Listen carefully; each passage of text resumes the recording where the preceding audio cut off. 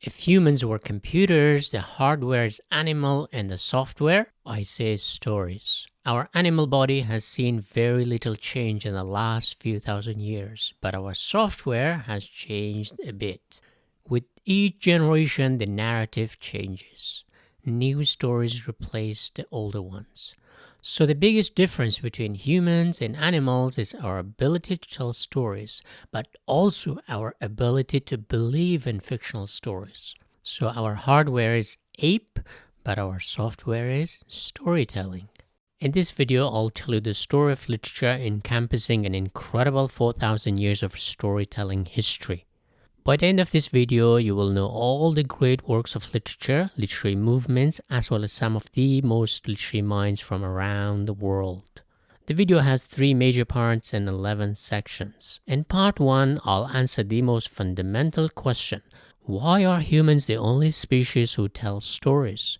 What functions do stories have in our evolution?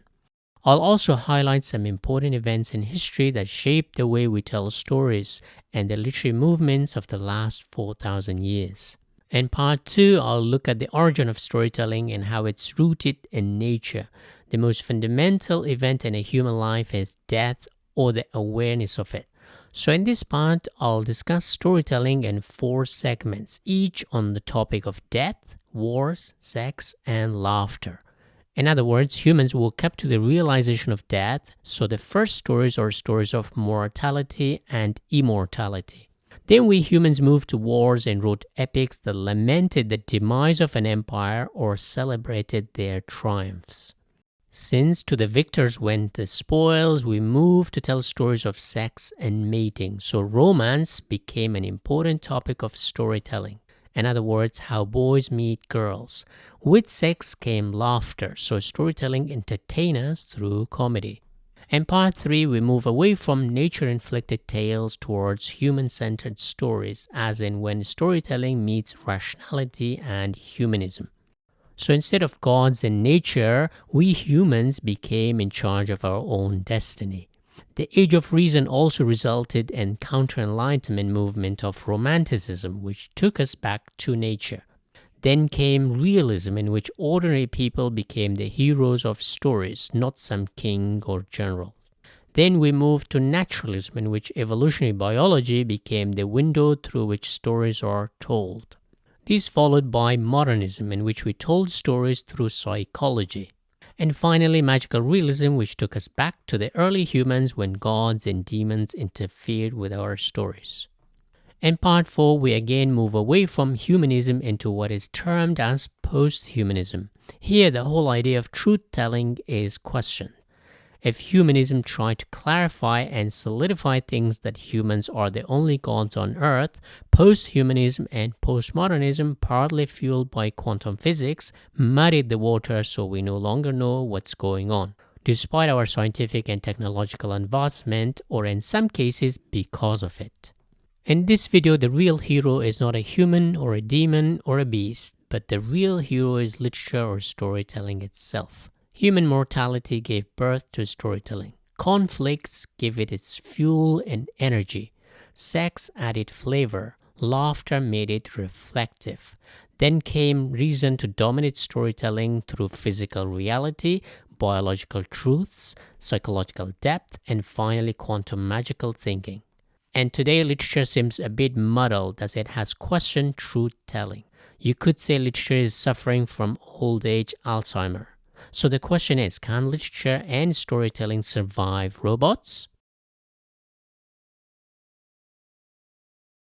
It has been suggested that the human mind is wired to think in narrative form. It was Albert Camus, the French philosopher and novelist, who said that we humans innately crave for meaning, but the universe offers no answer. Therefore, our existence has this inherent absurdity. We want meaning, but the world doesn't care. But I think since no meaning can be found in the universe, we humans have invented storytelling to compensate for the lack of meaning. In other words, stories are our cure for our human thirst for meaning. Stories come to us so naturally that we instinctively seek new stories. In fact, our memory can retain vital information through stories far better than mere facts. Now, if you think about it from a rational point of view, we should retain facts better than stories because they help us survive better. But we remember stories and easily forget facts and figures. Now, why is that? Storytelling is a survival tool. Narrative storytelling has been as important as tool making. What makes us distinct from other animals is our ability to reason. Rationality is one of the biggest differentiators of humans from other animals. Simply put, rationality is a learned skill. It is based on our experiences and the experiences of others, like parents, teachers, past ancestors. But rationality cannot compete with emotions. On a deeper level, we are emotional creatures. Rationality can help us survive, but through emotions, we find meaning and purpose. Our passion motivates us far better than our ability to reason. Reason can tell us to go to work every day, but it's passion that conquers the world and triumphs over the impossible. Passion is heavily tied to our emotions, and storytelling stems from emotions. But why do we need emotions? The simple answer is that we are social beings, and emotions allow us to bond. Our shared emotions are like a glue that bonds a selfish individual with a group, and in the process, we become less selfish and more selfless. Soldiers dying in wars is a good example. Millions upon millions of soldiers have died since the dawn of history to protect their families, tribes, and empires. Sure, it's rational to protect your own genetic group, but rationality is not the main force that moves soldiers to face death, but it is emotions. And emotions are perfectly manifested through stories. Humans as species have lived and survived in groups. Now, how do you keep groups together? Of course, bloodline is the natural glue. We stick together because we're family. But if the groups get bigger and bigger, one of the biggest challenges of keeping a large group is that we cannot know everyone in the group personally. What if our survival demands that we unite with a much larger group? According to the Israeli historian Yuval Harari, humans have evolved to have personal relations or close ties with up to 150 people. When human societies increased in number, stories played a crucial role in creating bond among the members. So if our bloodline couldn't unite us, now we have a common myth or legend that can unite us. Not only that, stories can survive much longer than we do. So future generations can hear the same stories and myths. This is how major religions are passed down from generations to generation. The same is true about empires. They are kept alive through stories. Another theory was developed by Carl Jung, the Swiss psychoanalyst, who argued that we humans have evolved with a collective unconscious. In every human culture, there are stories and archetypes that are either the same or very similar. He concluded that these collective memories were formed in our early human ancestors, so we respond to these archetypes of characters that are repeated in stories from around the world. For example, the wise old man or the wise old woman, the hero, the villain, and so forth. So stories are innately human. If our DNA tells us our biological tales, for example, the shape of your nose, the color of your eyes, the hair, literature tells our psychical and sociological tales. It is through literature and stories that a community and its culture and language survive. Evolution works through replication in which each gene replicates itself, but also from time to time evolution throws random mutations to see what sticks. Since mutation causes mistakes and chaos in the gene pool, nature counterbalances this chaos with order that most genes replicates the same thing. The same is true about human societies, so stories and storytelling is our human invention that brings order to the chaos of nature.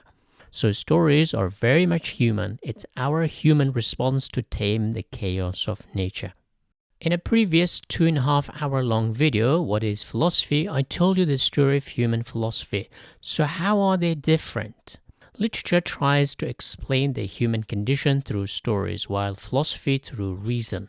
Stories have existed long before philosophy, so our narrative brain is far more sophisticated than our rational faculty. Children from an early age are drawn to stories, but less so to rationality. But philosophy and literature complement one another. Since philosophy tends to be abstract and generalization, literature on the other hand is concrete and very much individual. Stories always take place in concrete time and space.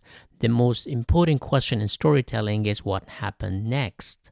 So questions like who, where, when are extremely important in literature, but not so much in philosophy. This is why some of the best philosophers throughout history were drawn to literature, either to explain their ideas through novels and stories written by others, or even have written novels themselves to illustrate their philosophical ideas.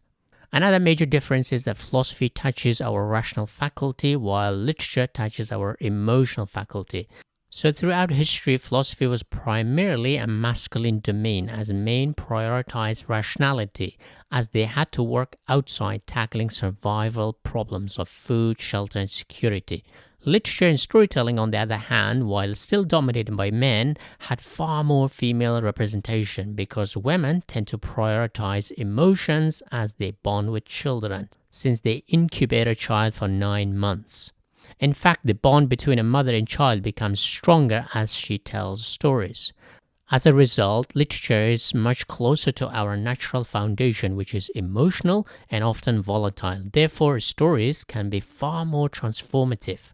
By listening or reading a piece of literature, not only we react rationally, it also stirs our emotions, which can inspire us far better than reading about a philosophical idea. Philosophy and rationality tend to focus on the why question or the outcome, while literature and emotions tend to focus on how or the process. Philosophy asks why we exist in the first place, and literature tells the story of how others survived and procreated. Philosophy asks what ought to be, and literature says what was. Philosophy asks abstract questions that often do not resonate with many people, while literature resonates with most people through stories. This is why millions of people go to cinema while very few attend a philosophy lecture. The same with novels and philosophy books. How did literature and storytelling come about? Imagine our early ancestors living in caves. Returning from a hunt, men would tell their stories as to why they came empty-handed or how they managed to bring back a large or small prey. Children would be mesmerized by those stories of triumphs, mistakes, or failures. So the main reason humans are wired to love stories is because we learn through stories. Stories teach us about life, how to survive, how to mate, and how to bond with others. These are our 3 basic instincts or urges. Survive, have sex to procreate, and bond with the community, because the stronger the bond is, the higher the likelihood of survival. It is a cycle, so stories and literature as a whole teach us about other people's mistakes so we can learn from them. Good stories are like sex. We cannot have enough of them.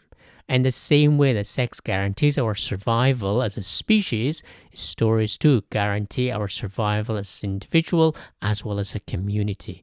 So the second reason we have stories is that it bonds us with others. Just as sex bonds us together, stories do the same thing. One of the best ways to really understand someone is to listen to their story. Think of the most hated person on the planet. If you really lend your ears to that person to tell their story, I promise you will sympathize with them on some level. For example, when you read Dostoevsky's Crime and Punishment, you truly understand, but most crucially empathize with a cold-blooded murderer. Why? Because we truly understand him. On a rational level, we do not agree with his actions, but we can understand why he did what he did, because we can see his flaws as a human being. So stories are an incredibly powerful way to relate with others. This is why tribes, groups, states, empires, and civilizations all have a common myth, which is often origin stories that unite everyone. All religious texts have amazingly powerful stories in them. The Bible, the Torah, and the Quran have many stories of real people in order to bring people together. Now let's imagine a modern setting, like an office. People gather near the water cooler or near a coffee machine, and the same way the cave people did. We all tell each other stories to bond. The third reason we tell stories is that it's transformative for the storyteller too. We often think about how impactful stories are on the listeners, but it is as impactful on the storyteller as it is on the audience. Not only does it help the teller to let it out, as in Freudian catharsis, but it also allows the storyteller to get clarity of mind. The more you tell your story, the clearer, the smoother it becomes, like a pebble created in a river. It was the Italian writer Italo Calvino who said that folk tales come to us like a pebble, smooth and perfectly shaped because they were told and retold. Today in psychotherapy, storytelling is used to heal patients. Listening to someone, perhaps one of the best gifts you can give someone. So to sum up, storytelling helps us learn from other people's mistakes, it bonds us with others, and it has transformative power on the storyteller. What is the story of literature? One of the first works of literature is the Epic of Gilgamesh, in which the hero god is in search of immortality, which is psychologically speaking the first subject of storytelling, death itself. But as humans developed sophisticated religions and philosophy, literature became more concerned with wars, so great epics were born. For instance, the Homeric epic of Iliad is a good example in which the Greeks are fighting the Trojans. Another example is the Mahabharata, the Indian epic that tackles war and morality. As history became a separate discipline, literature focused on sex and romance and the art of mating. Great romantic tales were born. A good example is the chivalric tales of the medieval Europe and Heian literature of Japan. Then, with the Age of Reason, literature shifted focus on either telling stories of colonial world adventures, such as the Gulliver's Travels and Robinson Crusoe, or rebelling against reason, for example, and Don Quixote. Then, during the scientific revolution, literature returned to nature through Romanticism in the 18th century. In the 19th century, literature got stuck in realism, telling the stories of ordinary people. But in late 19th century, after Darwin's evolutionary theory, literature took up on biology to come up with its own naturalism. In the early 20th century, psychology was the new kid on the block, so literature turned inside and modernism was born that focused on the inner consciousness of the individual. Then in the late 20th century, with the collapse of the European colonial power, postmodernist or post-colonialist movements were born. So literature now questioned the whole notion of truth-telling. So literature began with telling the stories of gods, demons, fairies, and ogres, then heroes and villains, and now it's heading towards telling the stories of future robots and machines. One of the most central questions in literature is the question of style versus substance. Some argue that good stories are good no matter who tells them or how you tell them. But others argue that style is as important as the story. So storytelling itself has become an art form, and this is what literature is today. So over the centuries, as human societies changed, not only the focus of stories changed, so did storytelling itself. New forms became the norm and the old ones died down. As we are evolving as animals, so is our storytelling. History and the story. The root of the word story is the same as history. Both history and literature teach and entertain us. They're both about time and place, as well as heroes and villains. They both deal with survival and death. The crucial difference between a story and history is that history utilizes reason while literature utilizes emotions. In the same way, literature differs from philosophy. Another crucial difference is that history is sociological, while stories tend to be psychological. Great works of literature are like distilled stories of our deeper psychological well. They contain our deeper desires, urges, and cravings which we cannot satisfy in real life, so we seek them in stories.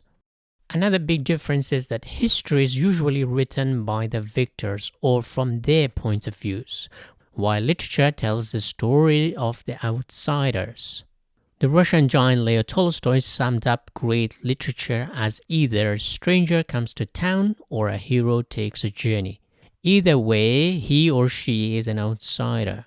We get to understand the character's motivations, goals, successes, and failures, which can teach us about life but also allow us a cathartic release.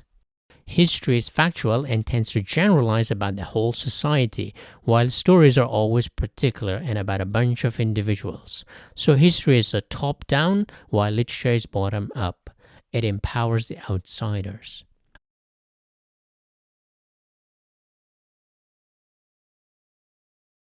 A few important historical events that are very important in the development of literature. First, it was the language itself. Our ape-like ancestors evolved to develop a sophisticated language that could describe events in great detail. So the first stories were oral tales. Even to this day, it's still the case in many parts of the world. People pass down stories from generation to generation. With each retelling, the stories became more and more refined and changed. Gods turned into humans and beasts turned into gods. Italo Calvino was a huge fan of folk tales simply because he thought folk tales resembled smooth pebbles, with their rough edges or smoothed out with every retelling. As pebbles tumble in a stream, it gets smoother. Folk tales are the same. Then the second biggest historical event was writing. Now we could keep stories for many generations. The oldest surviving piece of written literature is of course the Epic of Gilgamesh, said to be almost 4,000 years old. So writing meant humans didn't have to keep stories in their memories anymore. They could store stories on a stone, clay tablets, papyrus, bamboo scrolls, leather, paper, and now digitally. Another important event took place in Germany in the 15th century when a young German inventor, Johannes Gutenberg, invented the printing press. Of course, print existed in China centuries before, but it remained exclusively in that region. Gutenberg's invention meant that more people had access to books, which according to some historians gave Europe the sharpest weapon to rapidly progress, industrialize, and conquer the world. If you could educate a huge mass of people, you are more likely to have many bright scientific minds to flourish the society and help the state develop new technology. And the last big event took place in the 20th century with the invention of the internet. Now anyone with internet access in the world can read whatever is available online. But this also has created a problem of its own. Now there's so much to read that we are often a bit paralyzed by so many choices. So now we have to sift through so much rubbish to find something great. Time can help us sift through as good works of literature survive better and the bad ones are forgotten. So in this video, I'll discuss works of literature that have stood the test of time. But first, what is a story? Aristotle, the Greek philosopher, came up with a simple structure for stories. He was talking about the Greek tragedies, but it stuck with us. So simply put, stories have beginning, middle, and end. Just like life. We're born, we grow up to procreate, and we die. As a result, literature primarily started with asking the question why we die. For me, literature is a distilled form of truth-telling. Good literature captures the emotional tales of our human condition and helps us make sense of existence. One of our deepest urges, our desire for meaning in life. This explains why we invented stories in the first place. Stories give us meaning. How? It gives our ideas, motivation, urges, desires, action, etc. a proper context. For example, in religious texts, the origin story is one of the most important aspects of any religion. Where do we come from and where are we going? So God created us, and if we behave well, we end up in heaven and avoid hell. This simple story is pretty much at the heart of most religions. So our urge for meaning is so strong that we have invented religions, gods, demons, fairies, etc. to explain that there is meaning behind life and death, that we are not alone, that our life is not for nothing. Our belief system and storytelling are closely tied. Without a cracking, solid, and beautiful story, it is hard to believe in any religion or ideology. This is why at the heart of every religion or ideology is a very strong story that unites all members. We all know about religious tales, how they neatly tell us about heaven and hell, death and afterlife, sin and redemption, etc. Two of the most powerful ideologies of the 20th century were socialism and fascism. Both relied on stories. For the fascists, it was the story of racial superiority backed by science or pseudoscience. Socialism too believed in creating an equal society, a heaven-like world on earth. So we cannot believe in anyone unless we believe their story first. You might say, what is the difference between a story and identity? The simple answer is that identity is something solid, stuck with you. For instance, a stone's identity is its shape, size, and stiffness, but its story is where it came from, where it's now, and most crucially, where it's heading. An asteroid has a story because it is heading somewhere. Just a quick side note, this is why it's generally women who push their partner as to where their relationship is going. Men generally dread this question. Women are generally more wired to storytelling than men are because biologically speaking, mating for women is always tied to a future birth. 9 months to be precise. For the male animal, the goal is mainly the sex, the act. But for the female, it's always what happens next, which is tied to storytelling. So storytelling, while deals with the past, has always a strong connection to the future. Also, traditionally, men were the hunters, so they had to deal with the wild, while women had to deal with children. So stories are also a bonding mechanism. On a psychological or philosophical level, we humans face three fundamental questions in life. Where have I come from? Where am I now? And where am I heading? For some people, the goal is getting rich, finding a partner, or changing the world. For example, Gandhi didn't care about nice clothes because he knew his story wasn't about wearing nice garments, but it was how to change the world. But for a supermodel, a nice garment is far more important. The same, a man who wants to marry the woman of his dreams would work 80 hours a week inside a dark mine, putting his life at risk. Why? Because he believes his story. While his body is stuck hundreds of meters beneath the earth's crust, in his head, his story is somewhere else. The same is true about a mother who endures enormous pain because she has a story to which she is tied to biologically and emotionally. So to sum up, we tell stories because it gives us meaning. Storytelling is our mental tool. If fire helped us digest our food better, stories help us digest the harsh reality of life, but even harsher reality of death. So in the next segment, I'll discuss our earliest surviving stories that tackle the issue of mortality.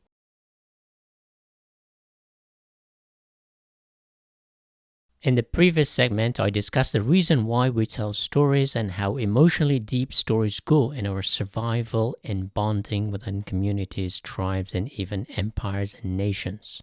One of the first and most important reasons behind storytelling is our awareness of death. Death is the harshest reality every living being faces, and humans are aware of death at an early age.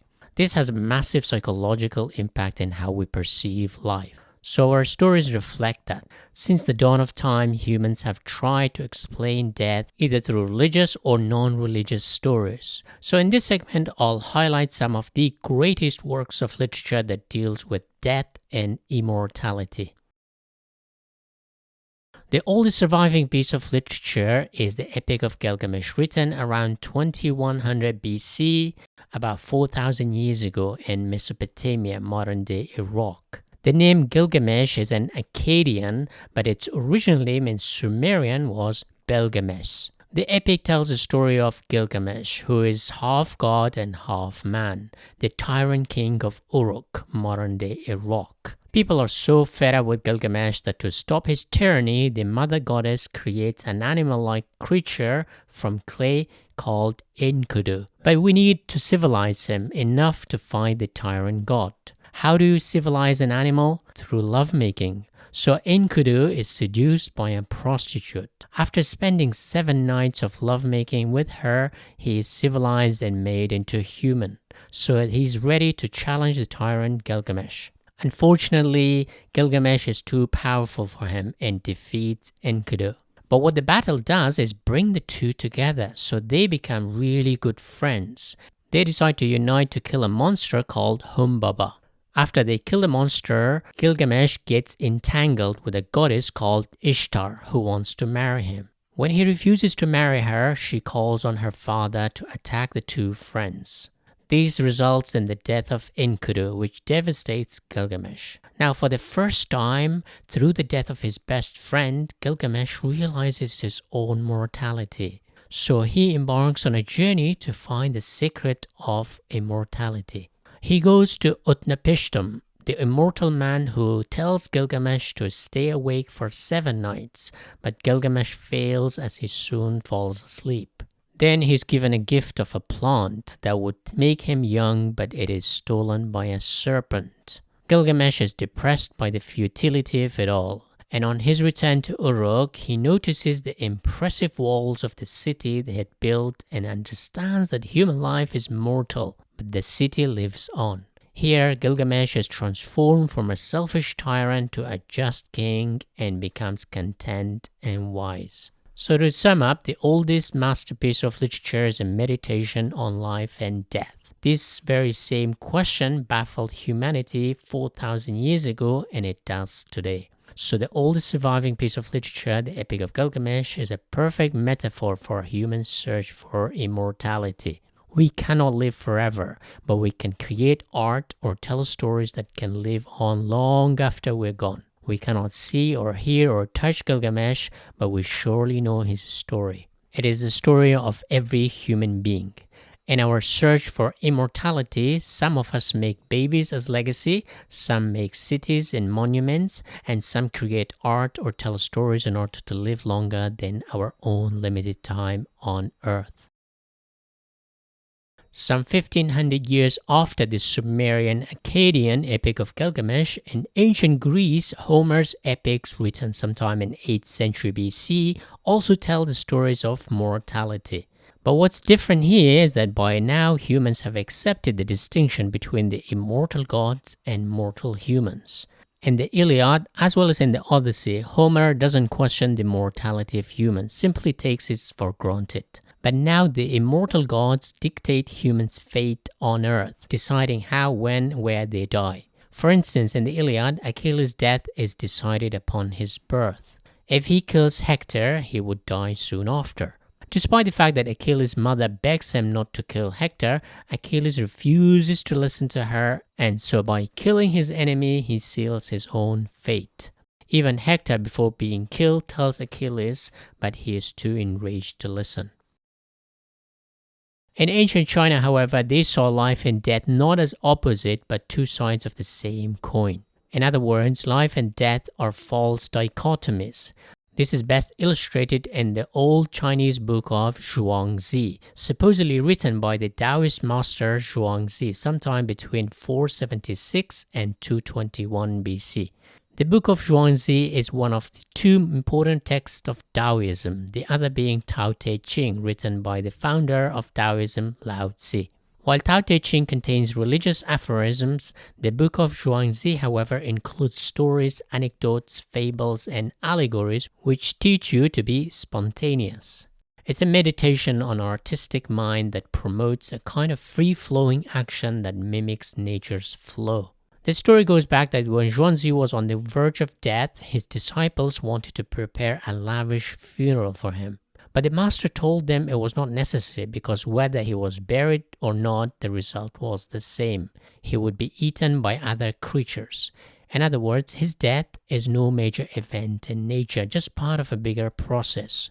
We eat others and they eat us back. This is to question the dichotomy between life and death. Not just that, the book questions many other dichotomies we take for granted in life, such as good and bad, small and large, human and nature, reality and dream. One of the most famous stories in the Book of Zhuangzi is the butterfly dream. One day, Zhuang Zhuo dreamed he was a butterfly who danced in the air as happily as he could be. He had no idea he was Zhuangzi. All he knew he was a butterfly, and that was that. Then when he woke up, realizing that he was no butterfly but a human being called Zhuang Zhuo, he suddenly wondered for a moment and asked himself this question. Was Zhuang Zhuo who dreamed he was a butterfly, or was he a butterfly who had dreamed he was Zhuang Zhuo? Finally, he comes to the realization that there must be a distinction between the two. He concludes that this transformation is a kind of false dichotomy between waking and dreaming.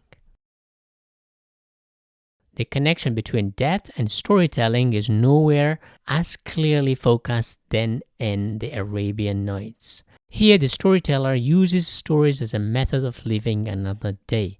In the Middle East, the Book of 1001 Nights, or the Arabian Nights, is a collection of stories told for centuries that dates back to 8th century. The collection includes Arabian, Indian, and Persian stories which were put together in Syria in the 15th century. The book is structured as a framed narrative in which the main story is about the storyteller herself. Princess Scheherazade, the wife of Prince Shahryar, is the storyteller who faces execution. Why? Because the prince's ex-wife cheated on him, he doesn't trust women and kills them after their first night together to prevent further betrayal. In order to stay alive, Scheherazade devises a novel plan. She decides to tell stories, each night ending the tale on a cliffhanger so that the husband keeps her alive for the following day, and so forth. By the time she tells stories for 1001 Nights, the husband decides to pardon her. So 1001 Nights is perhaps the greatest piece of literature that literally saves a person's life. Scheherazade tells stories to stay alive, so literature is about avoiding death, literally and metaphorically. In fact, this is recorded in many prisoners' diaries and accounts that when in isolation, it is the stories that sustain their spirits and keep them alive. But of course, we cannot avoid death, so the next best thing we can do is to tell a story of death and afterlife. Dante, who lived between 1265 and 1321, wrote the Divine Comedy between 1308 and 1320. It depicts a journey through death and afterlife. If you think one was to struggle in life, and once you're dead you can take it easy and rest, you're wrong. Dante shows us that death is just as challenging a journey as life is. You go through hell and back, literally, all the 9 circles of it. You drop to the bottom of hell and then you have to climb 7 levels of Purgatory Mountain and 9 spheres of heaven in order to reach God. Unfortunately, only Christians can get there. Virgil, the Roman poet who accompanies Dante through hell and purgatory, has to stop there because he was born before Christ. So one of the most important works of European literature is A Tale of Death and Afterlife. This is very similar to the Egyptian and Tibetan books of the dead. They too tell the stories of afterlife as the deceased struggle to navigate the journey through the afterlife. Death is also a central theme in one of the most important works of Korean literature, The Cloud Dream of the Nine, a novel written in 1689 or thereabout by Kim Man-jun, who lived between 1637 and 1692, set in China during the Tang dynasty that ruled China between 600 and 900. It's about a man who travels back and forth between 2 separate lives, or reincarnations. In one life he's a Buddhist monk, and another life a Confucian politician. It's a philosophical thought experiment on what if your life's dreams came true. Would you be happy? The story begins when a young Buddhist student monk gives in to temptations. When he sees 8 beautiful girls by a stream, he starts flirting with them. The girls are also flirting. As a punishment, he is reincarnated as a Yang, the smartest and the most handsome man with all the worldly pleasures. He gets to live with his 8 beautiful maiden fairies as his wives and lovers. Life couldn't be more perfect. He has power, prestige, romantic conquests, brain, and brawn. We're in China, so he has to pass all the exams of civil and military service to become a huge figure in the kingdom for his fight against the Tibetans. Years pass and our hero lives a life most people would dream of. But at the heart of this novel is this central question: would you be happy if you had everything? It turns out the answer is no. But it takes him a long time to realize this. First, he notices that all his fortunes and pleasures are transient and fleeting. They come and they go. At the height of his power and prestige, he realizes death. This breaks his heart. The more you have, the more difficult it is to say goodbye, be it love, money, power, fame, or fortune. He realized that worldly pleasures and attachments make him miserable. In order to be happy, he has to live a simple life. At the end, he becomes a Buddhist monk, detaching himself from all the worldly possessions that Confucian order had offered him, so he returns to his Buddhist ways. From 17th century Korea, we move to the 20th century France. One of the most beautiful novels of the last century was written by Marcel Proust.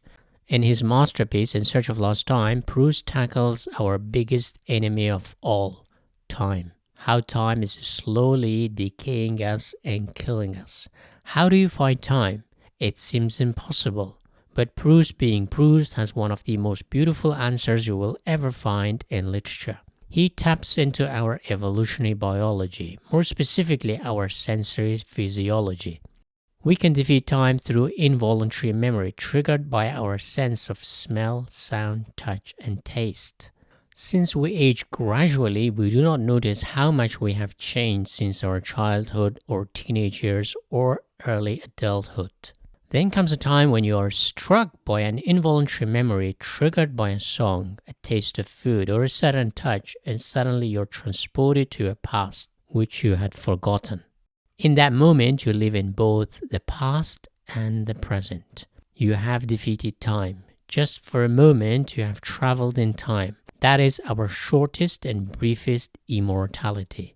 But for Proust, in order to be immortal much longer, one has to create a beautiful piece of art that stands the test of time. He did it. I'll discuss Proust more in detail in later segments. As we can see, our human desire to be immortal is very innate in us. Of course, biologically speaking, we are programmed to procreate for the future generations so our genes can live on and our children. That is biological immortality, so to speak. In fact, fiction writing and storytelling in particular are also forms of immortality. Great writers die, but their stories live on for centuries and millennia. I would even argue that most religions have invented afterlife as a way to prolong this life. Most religions do believe in an afterlife. Of course, the promise of the afterlife is also used to keep people behaving well in this life. To keep order in society and morality intact, heaven and hell are the carrot and stick. But on the deeper psychological level, the religious afterlife is nothing but our desire for immortality. With religious belief declining, people have become more self-indulgent in this life. I think all stories are our human attempt to be immortal. We love stories because we want to know how they all end. Stories distract us, but they also reassure us that death is okay, life continues, and your story continues. One of the biggest questions the Epic of Gilgamesh presents us is this: if you had the chance, would you want to live forever? Utnapishtim, the only immortal man, lives alone with his wife. He has no friends, no neighbors, and there's no end to this.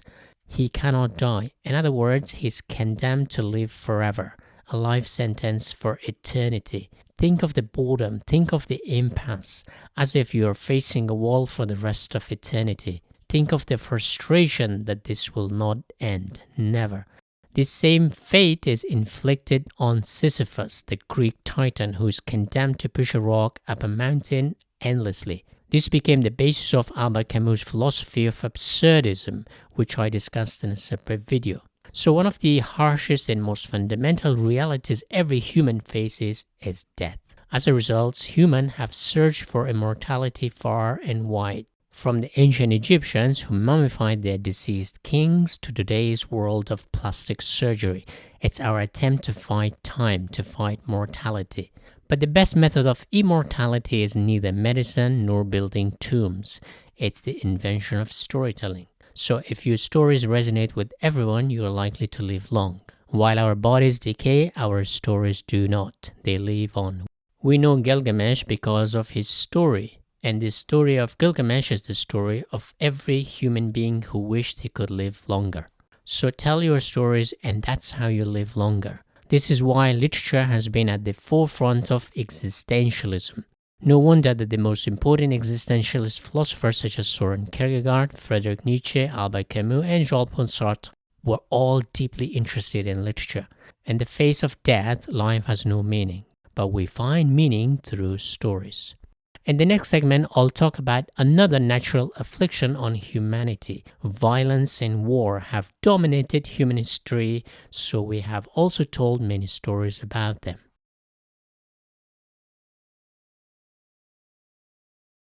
In the previous segment, I discussed how literature is a human response to harsh reality we all face, death. In other words, it's through storytelling that we fight against mortality, and it's literature that makes us almost immortal. But the human condition is not just what we are condemned to death. The human condition is also about survival. Charles Darwin's theory of evolution by natural selection works on the basis of competition. Humans are not exempt from this reality, so our human competition is not just against the elements and other animals, but is also against other humans. Human history is an ongoing conflict, so violence is deeply ingrained in us. So much so that we cannot get rid of it. Today, the world is quite peaceful and civilized, so we have invented sports and video games to let it out. Despite that, conflicts are still ongoing in many parts of the world.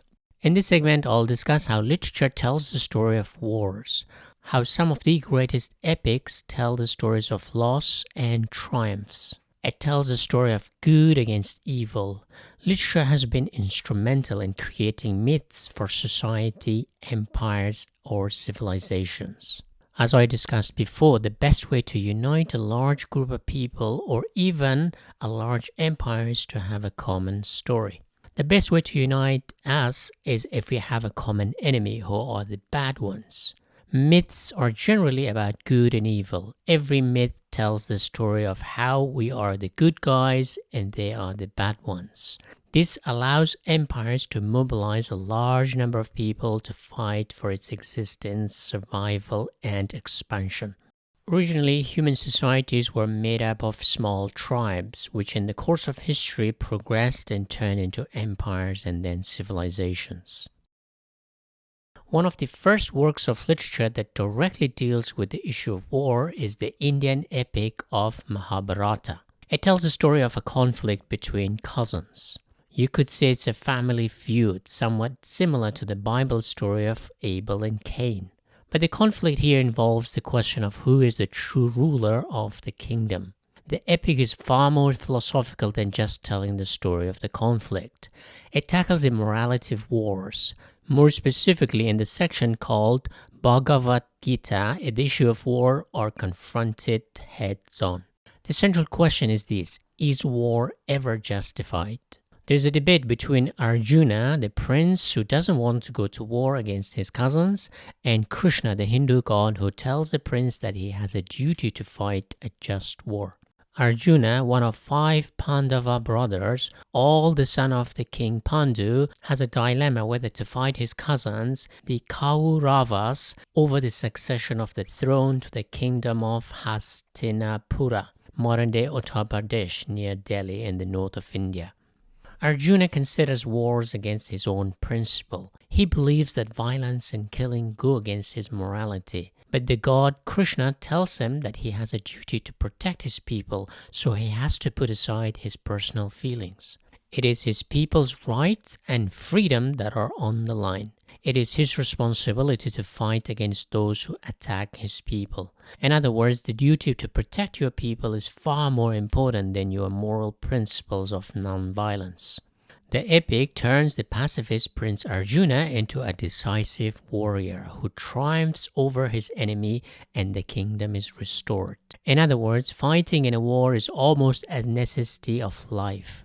The old adage of either you kill or get killed has been with humans, and only those who survived passed on their genes. Our greatest heroes and legends have come out of wars. In peacetime, anyone is a hero, but in wars, we truly know who the real heroes are.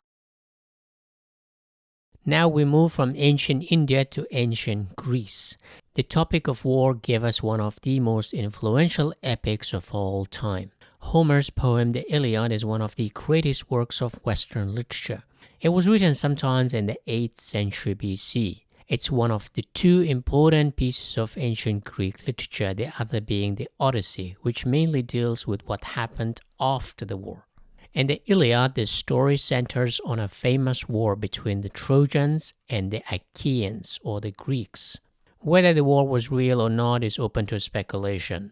Most scholars believe the story is a mythologized version of an actual war during the Bronze Age between the Greeks and their eastern neighbors, perhaps another Greek tribe or another Indo-European people, who also has Zeus as their god. Today we know the Trojan horse as a metaphor of infiltrating the enemy from within. So on the one side we have Achilles, the greatest Greek hero, and on the other hand we have Hector, the greatest Trojan hero. In the middle we have one of the most beautiful women in the world, Helen, who is abducted by the Trojan prince Paris. Similar to Mahabharata, in this epic too, gods are participants in the war, either directly or indirectly. While gods have some supernatural power, they still fight, deceive, and seduce one another, just like humans. While the war in Mahabharata is fought over the survival of the people, in Homer's Iliad it's over a woman. The Trojan War was over Helen, the most beautiful woman in the world who was abducted by the Trojan prince Paris. Just like male animals who lock horns over the chance of mating with a female, men also waged wars over women. Throughout history, the biggest wars are fought over two basic human instincts, survival and sex. Perhaps the most common reason humans fight is over territory, which brings sustenance and resources that help survival. The second main reason for many wars has been over women who allow mating. In the Iliad, the two men, Menelaus, the king of Sparta, and Paris, the Trojan prince, agree to have a duel, and the winner gets to marry Helen. The Spartan king wins. It's all over. But then Paris refuses to give Helen up, so the Greeks unite to get her back. While the Iliad is about the war, it also deals with other issues such as honor, courage, fate, and so on. But at the heart of the epic is the human passion or desire for revenge. Just like in Mahabharata, the main hero, Achilles, refuses to fight for a large portion of the war. While the god Krishna persuades Arjuna to fight, in the Iliad, Achilles only gets up when his close friend is killed during combat. His decision is not strategic, but passionate. So for Homer, wars are fought by men over women for the same reason wars are fought for revenge. It taps into the human irrational passion. Of course, today wars tend to happen over territory more than women, but the deeper urge is always the same. Humans fight for survival and mating.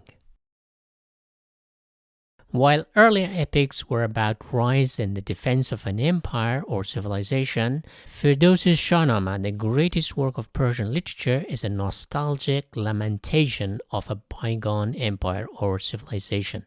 So it's a story of loss. Shahnameh is considered the longest poem by a single author, with almost 50,000 couplets encompassing an entire history of the Persian civilization. Written in the 10th century by Ferdowsi, who lived between 940 and 1020, 1,000 years ago from today. Shahnameh covers some 6,000 years of history of Iran and Central Asia, from the first humans to the arrival of Muslim Arabs in 650.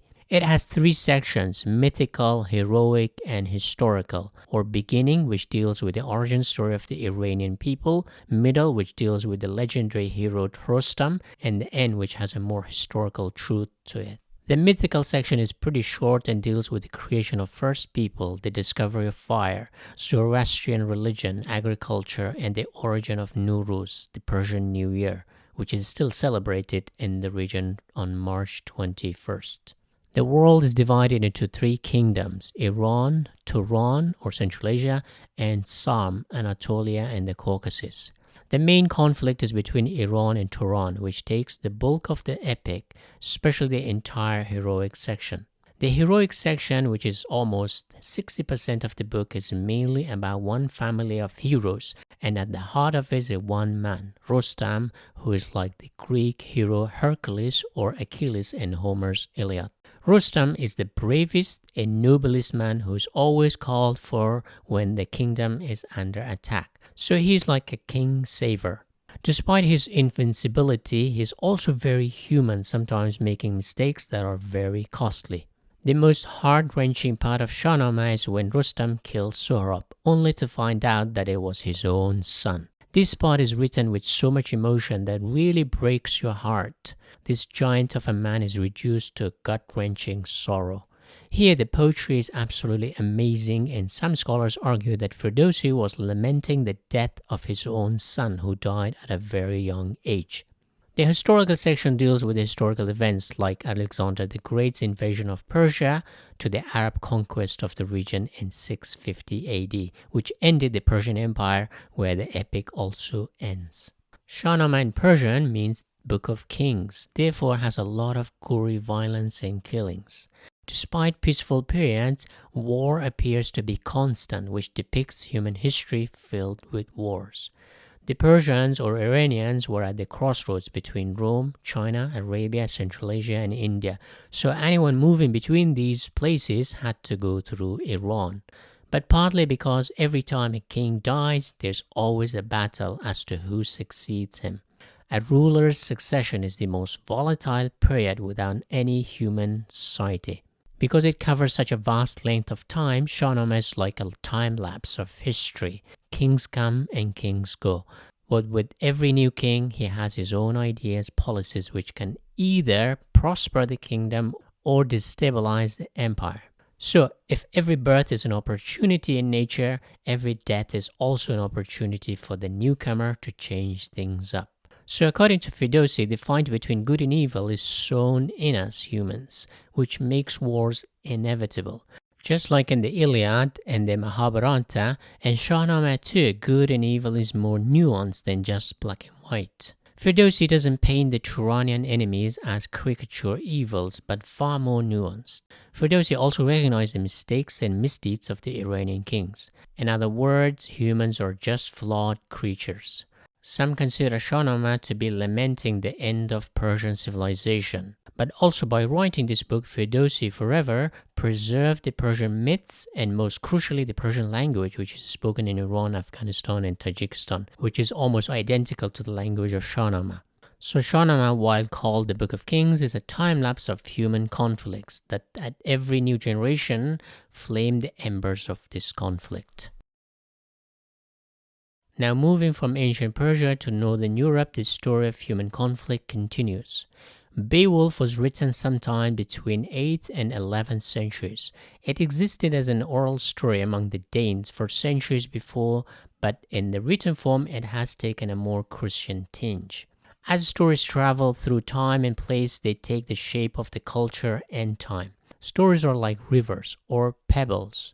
So Beowulf originated in Scandinavia, but when brought to England, it was changed. Another example is the Turkic epics of Central Asia, for example, Dede Korkut, when written down, took an Islamic outlook. Beowulf's author is unknown, and the story is set in Scandinavia and is about the hero of the same name. Just like in Homer's Iliad or Ferdowsi's Shahnameh, Beowulf is a great hero who comes to rescue the kingdom of Denmark. However, his enemies are not humans but mostly dragons and monsters, which show how old the original story must have been. As we go back in time, the conflict is not between humans but some other creatures or animals which through time and thousands of years of retellings become mythical creatures. It is possible as humans lived in smaller communities, they had to fight other animals. But as we grew into kingdoms and empires, the enemy became other kingdoms and other empires. So in Beowulf, Grendel is a huge monster whom Beowulf the hero has to fight and defeat. It's much shorter in comparison to other epics here, but it deals with the same themes of loyalty among men, good and evil, courage, but most importantly, it's a nostalgic tale of loss of their homeland among the Nordic people who ended up in England. It's a reminder of their heroic past. Speaking of the Nordic past, another literary tradition is the Icelandic sagas, who also look back to their Nordic past. Around the same time as the Danes in England were lamenting their Nordic past, the Icelandic people were also returning to their Scandinavian roots by writing a genre of storytelling which is called saga, which literally means story or saying. The Norse sagas have existed for centuries before, but what the Icelandic people did was to write them in prose, which was revolutionary at the time. There are also many Icelandic sagas that mostly deal with wars and conflict in the old world of Scandinavia, often among different kings in Norway, or family feud or people's struggles in Iceland. One of the most famous one is Njál's saga, written sometime in the late 13th century. Unlike the previous epics, this was written in prose, which is quite unusual in early literature. It deals with a long, bloody family feud. The main character is Njál, a lawyer, and Gunnar, a powerful warrior. In the saga, physical strength is always matched by mental strength. Being strong is so important for the Icelandic people that even today, most of the participants in the sport called the strongest men are from Iceland. Just like in Homer's epic, honor and revenge are central to the Icelandic sagas. Around the same time as the Icelandic people were writing down the sagas, one of the greatest works of Chinese literature was also penned down. So we move from the cold of Iceland to the land of the Middle Kingdom to talk about wars fought among Chinese kings. Romance of the Three Kingdoms was written around 1320s by Lo Guanzhong, some 250 years before Don Quixote, making it the first novel according to some experts. While China doesn't have an official epic, this novel could count as a Chinese de facto national epic and one of 4 great Chinese classic novels. It was written during the Ming Dynasty, which ruled China between 1330 and 1400. But experts believe it existed in oral tradition for centuries before, and Luo Guanzhong compiled them into a book. It is about 800,000 words long with more than hundreds of characters. The story is about the fall of the Han Dynasty, which ruled China between 206 BC and 220 AD, and the aftermath of the collapse, which resulted in China being divided into 3 warring kingdoms. These 3 kingdoms fought each other over a period of 111 years. The epic is partly factual history and partly fiction. The main theme is political loyalty between men because in warfare, having each other's back is the most important weapon one can have. The novel also has many war strategies, military skills, and diplomacy. As a result, it has been used to teach warfare, history, as well as business in China, Japan, and Korea. As I said before, war has been at the heart of human existence, so strategies used in wars can be applied in other areas of life, including business and even romance. People often use the game of chess as an analogy for war tactics. Just as chess is ruthless, a tiny mistake can cost you a king, and wars too, a small mistake determines whether you live or die. The novel has clear heroes and villains, and somewhat satisfyingly, the villains get the punishment they deserve. The ultimate message of the novel is this: we want order, and the best way to establish order is through conflict. In other words, the biggest paradox of human life is that in order to have peace, one must fight wars. But the novel is not pessimistic, as it says that default for human life is order and peace. But to create order, wars are inevitable. So, as we can see, literature is filled with stories of human conflict.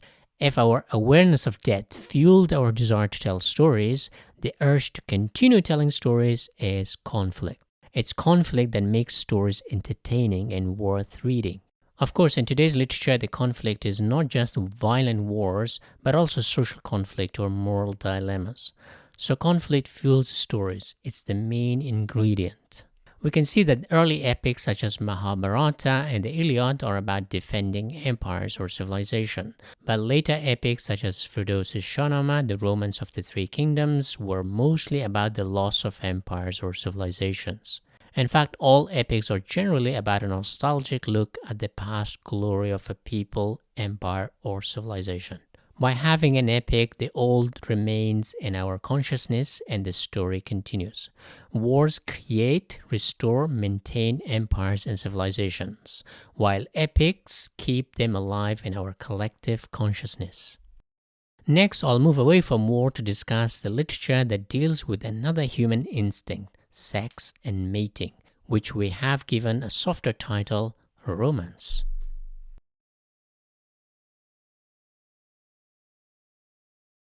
In the previous segments, I discussed how death triggers us to tell stories and how conflicts sustain storytelling and literature. In other words, our awareness of death triggered storytelling and conflict has fueled and sustained it. In this segment, I discuss another natural instinct that has fueled literature, our urge to mate. The saying goes that sex sells, and the same is true in literature. Stories of immortality and wars intrigue us about how to survive, but stories of mating intrigue us and teach us how to mate with the opposite sex. While conflict is an integral or structural part of a story, romance is the decoration within the building. Conflict determines whether you have a house or not, while romance determines whether you have someone to share the house with you. After our instinct for food, the most important instinct is our urge to mate. It has given sex, romance, courtship, love, heartbreak, betrayal, jealousy, and even murder. Here's a fact: in safe countries, you're more likely to get murdered by someone who once loved you than a total stranger. So our sexual instinct is incredibly powerful that determines most of our behavior. The origin of romance goes back to the Roman Empire. When Latin was the language of the elite, romance, on the other hand, referred to prose about passionate love that was more common among the ordinary people. Today, we associate Italians and Spanish with being warm and passionate people compared to the cold, stern people of Northern Europe. Before European chivalric tales became common, let's go back to the Far East. One of the first romance novels was written in Japan. The Tale of Genji is considered the world's first ever novel, written exactly 1,000 years ago by a female author, Shikibu Murasaki. Lady Murasaki, who lived in the Heian court in Kyoto sometime between 973 and 1031, was born to a Japanese noble family in the capital city of Kyoto. She was employed as a lady-in-waiting, which basically means a tutor, a personal poet for the princesses at the Heian court, where she was asked to write entertaining tales. As we can see in the Tale of Genji, it appears it was primarily written for the female audience, the sex and the city of the day, so to speak, or the 50 Shades of Grey. The Tale of Genji tells the story of Hikaru Genji, a prince in his romantic pursuit of women, which becomes the main purpose of his life. Genji, whose handsome looks has given him the name Hikaru, meaning shining, is the son of the emperor and a concubine. He is also a poet, a thinker, and a very sensitive man, which women valued at the time. Without any royal duties, he chases women, smokes pots like Prince Harry back in the day. Joking aside, Prince Genji is in search of a perfect wife. How do you find a perfect wife? He sleeps with countless ladies, some of whom he wives and some through secret affairs, some old, young, high rank and low rank. He even has a child with his own stepmother, behind his father's back. He doesn't get everyone he wants though. Some women refuse and some escape and some become Buddhist nuns. What's remarkable about a 1,000-year-old book is how deeply psychological it is. It turns out all roads lead to not Rome, but childhood. Genji lost his mother at a young age, so he's infatuated with any woman who resembles his mother, which is very Freudian for a novel written 900 years before the Austrian psychoanalyst started formulating his theories. Genji's favorite partner is Murasaki, who resembles his own mother. She becomes a central character throughout the novel, and Genji seems to love her the most. Why? Because she's the most innocent of all the women he sleeps with. She's also the least headache for him, as she is the most feminine and docile of all the women he deals with. In other words, her ultimate superpower is her feminine energy, so much so that her death in the novel is also the death of Genji. Genji is not just a womanizer or a playboy in the modern sense. He's nervous, anxious, stressed of secrecy, has bad dreams, and goes through the ups and downs of any romance. Despite all this, he is obsessed with a variety of women, but never seems satisfied. While other men go for women of power and money, Genji's motivation seems to be purely romantic or sexual and always goes for difficult or unusual relationships. The book covers some 70 years, all Genji's romantic and political adventures. It's also interesting to note that the novel doesn't talk about politics or warfare because at the time, Japan was going through one of its most peaceful periods in history. Another reason is that it was written by a woman, and generally women at the time had little or no dealings with politics or warfare. After Genji's death, the novel takes a more pessimistic tone as it follows his sons and grandsons' romantic adventures. Overall, it's a book about love in all its forms, from the most beautiful, poetic, sublime to the most ridiculous, tragic, and horrible. Romance in all colors that even today's novels find too risky to tackle. So our urge to mate has given us some of the most beautiful works of literature, and to illustrate it further, let's move from old Japan to the Middle East. In Persia, one of the most important literary figures is Nizami Ganjavi, who was born and lived in Ganja, modern-day Azerbaijan. He is perhaps the best-known romantic poet of Persian literature. He's famous for writing the Khamsa, 5 love stories including Layla Majnun, Khusrau Shirin, The Tale of Alexander, and 7 Beauties. Nizami's influence on European art is important. Just as example, Puccini's last opera, Turandot, is based on Nizami's 7 Beauties. Turandot in Persian means daughter of Turan. In Nizami's tale, it's the princess of the Slav people who live in the north. In the Persian epic Shahnameh, Turan means the north of Oxus River, today Central Asia. Puccini has the exact same story but set in China. Nizami's best work is Layla Majnun, written in 1192. It tells the story of 2 lovers, Layli, most likely an Arab princess, and Majnun, which means madman due to his obsession with her, which leads him to insanity. When the 2 fall in love, the family forbids Layli and forcefully marries her to someone else, but she refuses to have sex with her husband. Eventually, the husband dies and the 2 lovers are able to reunite. But in Nizami's work, love is rarely consummated, perhaps partly due to Islamic sensitivity, but also partly because for Nizami, love as a Sufi concept is not physical, but more spiritual and psychological. By the time they meet, Majnun has an ideal image of Layli in his head, and he doesn't match the reality of her face, so this mismatch forces him to run away into the desert. Layli is heartbroken, and when Majnun returns to his senses, it's too late. Nizami was also influenced by another great Persian writer, Gorgani, whose 11th century romantic tale of Vis and Ramin is one of the earliest romantic narrative poems in Persian. It's a love story between a prince and a married queen, somewhat similar to the tale of Genji and his stepmother. The prince manages to woo the queen, and after many trials and tribulations, the 2 get together to have a happy life. The happy ending, however, didn't impress Nizami, so much so he wrote tragic love stories instead. But the happy romance of Vis and Ramin by Gorgani was well received in Europe, and some suggest it sparked the medieval chivalric tales. In particular, Gorgani's Vis and Ramin may have inspired the famous tale of Tristan and Isolde. In Europe during the Middle Ages, a new literary genre emerged. Chivalric tales replaced the old battlefield epics.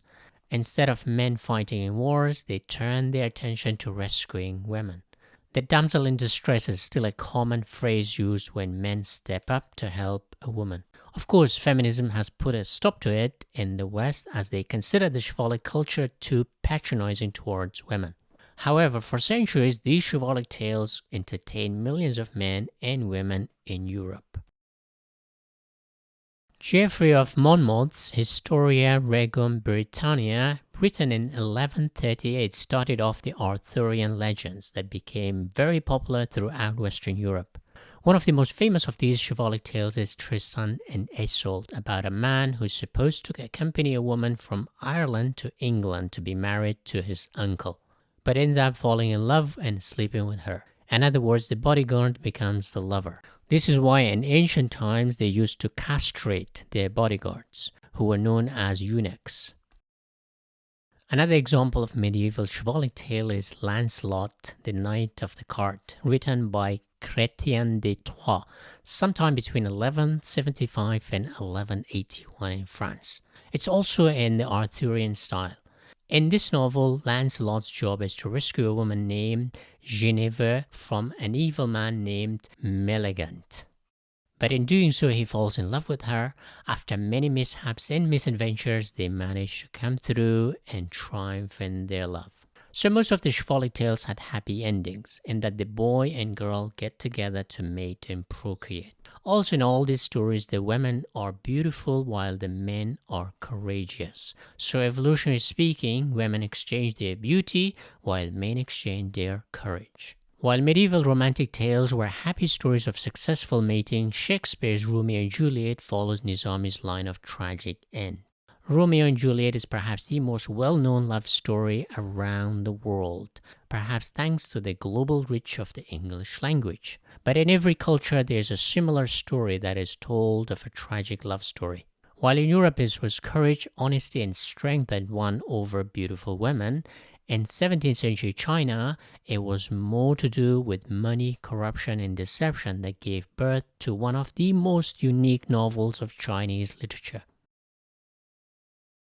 The Plum and Golden Vase by Lanling Xiaozhao Zheng was written in 1610. There's a legend that the author wrote it to avenge his father's murderer, so he sent them a copy of this book smeared with poison. The novel was so interesting that the murderer couldn't stop reading it and died by the time he had finished the story. Xi Menqing, the protagonist of this novel, is a businessman who is so corrupt and so involved in sex that he actually dies at the young age of 33. You might ask, what is the cause of his death? He had too much sex. But that's a very crude summary of this novel. It's so much more than that. It's a psychological study of how power abuses, how obsession with money corrupts society and your soul, and how sex can be beautiful as well as terrible. This is considered an erotic novel, so much so that it was banned in various regimes in China. It's not part of the four great classic novels simply due to its explicit sex scenes that some even say it's pornographic. In this novel, sex is mundane, like any other everyday act like eating, drinking, or taking a piss. In other words, the novel treats sex as a very basic human instinct like eating and sleeping. For example, at one point during an oral sex scene, before the man ejaculates, the woman casually mentions that they have been invited to somebody's house. This is like in Hollywood movies, while they take a sip of drink or smoke a cigarette, they casually say something like that. But in this novel, the casual sex is really casual. Now let's move from 17th century China to 18th century France. Published in 1782, Dangerous Liaisons by Pierre Châteauneuf de Laclos, who lived between 1741 and 1803, is a story about the art of sexual seduction, told in a series of letters. Two aristocrats, a man and a woman, challenge one another to seduce female targets, often just for fun and game. It depicts the decadence of the French aristocracy who had nothing else to do. This was just prior to the French Revolution, and some consider it a critique of the system that allowed rich people to play sexually seductive games, while most of the French people suffered in poverty. At the time of its publication, it was a hugely scandalous book, as it's full of manipulation, scheming, revenge, and betrayal in the pursuit of romantic love. The novel turns love into the state of nature, where one uses all means available in order to mate. It exposes that on a deeper level, we all want to have sex with those who are most difficult to attain. What's easy is not fun. We all want something that is a little challenging. While sex is incredibly difficult for a lot of men, it comes far too easy if you are an aristocrat. So they set their sights on those who are difficult. This was the case with Genji in the Tale of Genji too. He pursued women who were more difficult. Dangerous Liaison depicts how sex is a challenging and delicate dance between males and females. It's an art form, and those crafty enough get to be more successful. If you take morality out of sex, it's an art form that every human needs to learn in order to leave a legacy behind.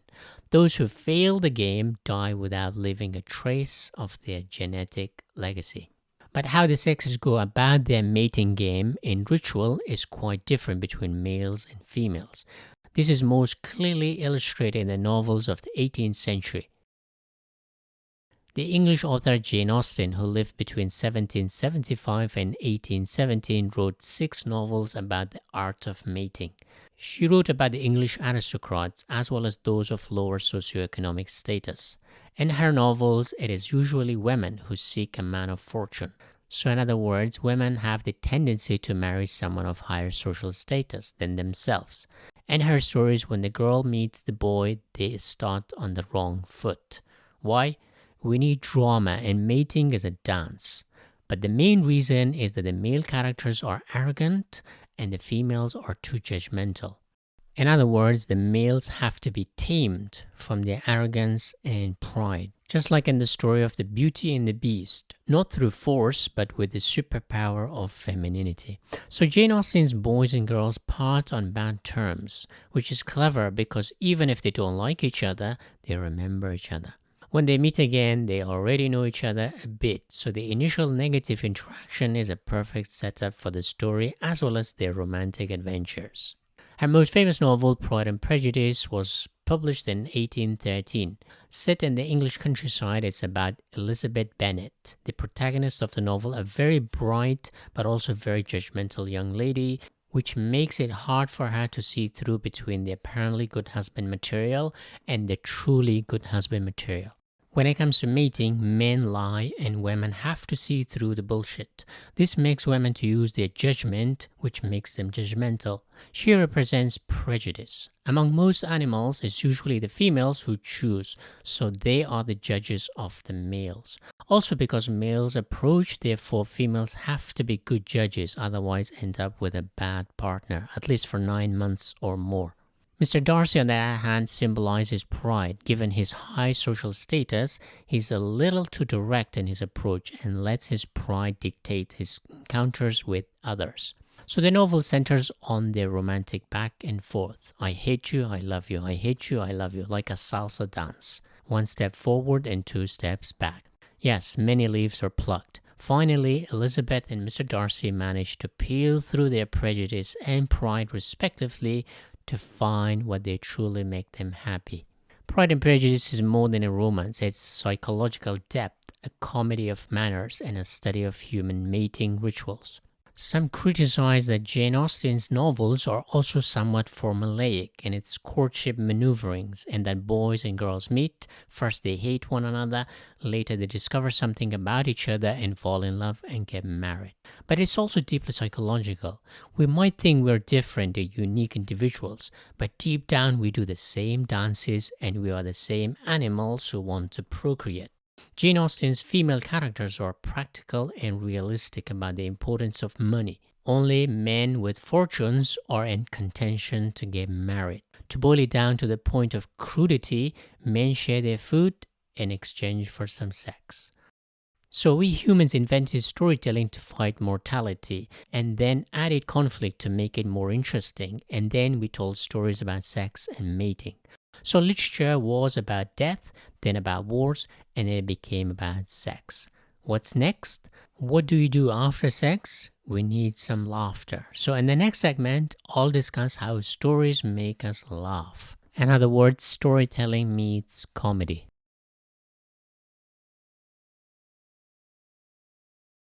In the previous segments, I discussed how humans have used storytelling to navigate nature's curveballs, such as death, violent competition, and sexual dimorphism.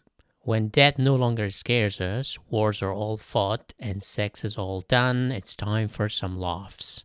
Comedy has been with us since the dawn of time. I'm sure cave people had a few farting tales or sexual stories filled with innuendos.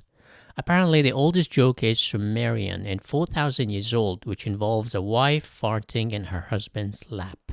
In ancient Greece, Dionysus was the god of wine who symbolized human passion and fun. When the Greeks get drunk, they start having fun by smashing plates. With wine comes laughter, so the Greek literary giants such as Aristophanes and Euripides wrote and staged many plays in mostly tragedies but also some comedies. While their comedies had a lot of scenes with sexual connotations, they brought a lot of laughter and joy for the spectators. One of the earliest pieces of comedic prose literature is the Metamorphoses by Apuleius. It's often referred to as the Golden Ass, written sometime in the 2nd century in the part of the Roman Empire which is modern-day Algeria. It is often considered the world's first novel that was written in prose. The story is about a man named Lucius who turns up to be from the same town as the author Apuleius. Lucius, as a very curious soul, is obsessed with magic and witchcraft, just like Harry Potter, so he tries his hands on all kinds of magic. But he's no wizard, so after witnessing a woman turning herself into a bird, he begs her to turn him into a bird too. But it turns out she is not a great witch, so she accidentally reads the wrong spell and turns into an ass or a donkey, hence the golden ass of the title. While they try to return him to a human, a band of robbers use him to transport their stolen goods. Imagine you want to be a bird and suddenly you become a donkey loaded with tons of stolen goods. Sometimes life throws things at you for no reason. As the novel progresses, we read other stories that concern other characters, tales within tales, so to speak, just like in the Arabian Nights. Meanwhile, Lucius is still an ass and desperately trying to get out of his nightmare of carrying other people's burden. At one point, he manages to escape the thieves with 2 people. One of them also happens to be the most beautiful woman in the world. Being a Mediterranean man in the presence of a beautiful lady, Lucius curses his luck being stuck in a donkey's body. Later, he comes to the possession of a few priests, and here the author reveals that homosexuality was commonly practiced among the priests. Lucius, still as an ass, ends up in the hands of a cook who wants to kill and eat him. He escapes but ends up being sold to a baker who uses him to turn his mill. So Lucius the ass is sold from one person to the next, which is a really clever way of storytelling. We learn about all kinds of people and their professions and the things they do. In other words, as he is sold from person to person, we get to know all these characters. After taking so much crap as an ass, Lucius is rescued by the goddess Isis, who turns him into a successful lawyer. So the moral of the story is that one has to go through trials and tribulations in order to become someone. Lucius, as an accidental hero, has to suffer, which makes us all laugh, but his true character is shaped by his misfortunes.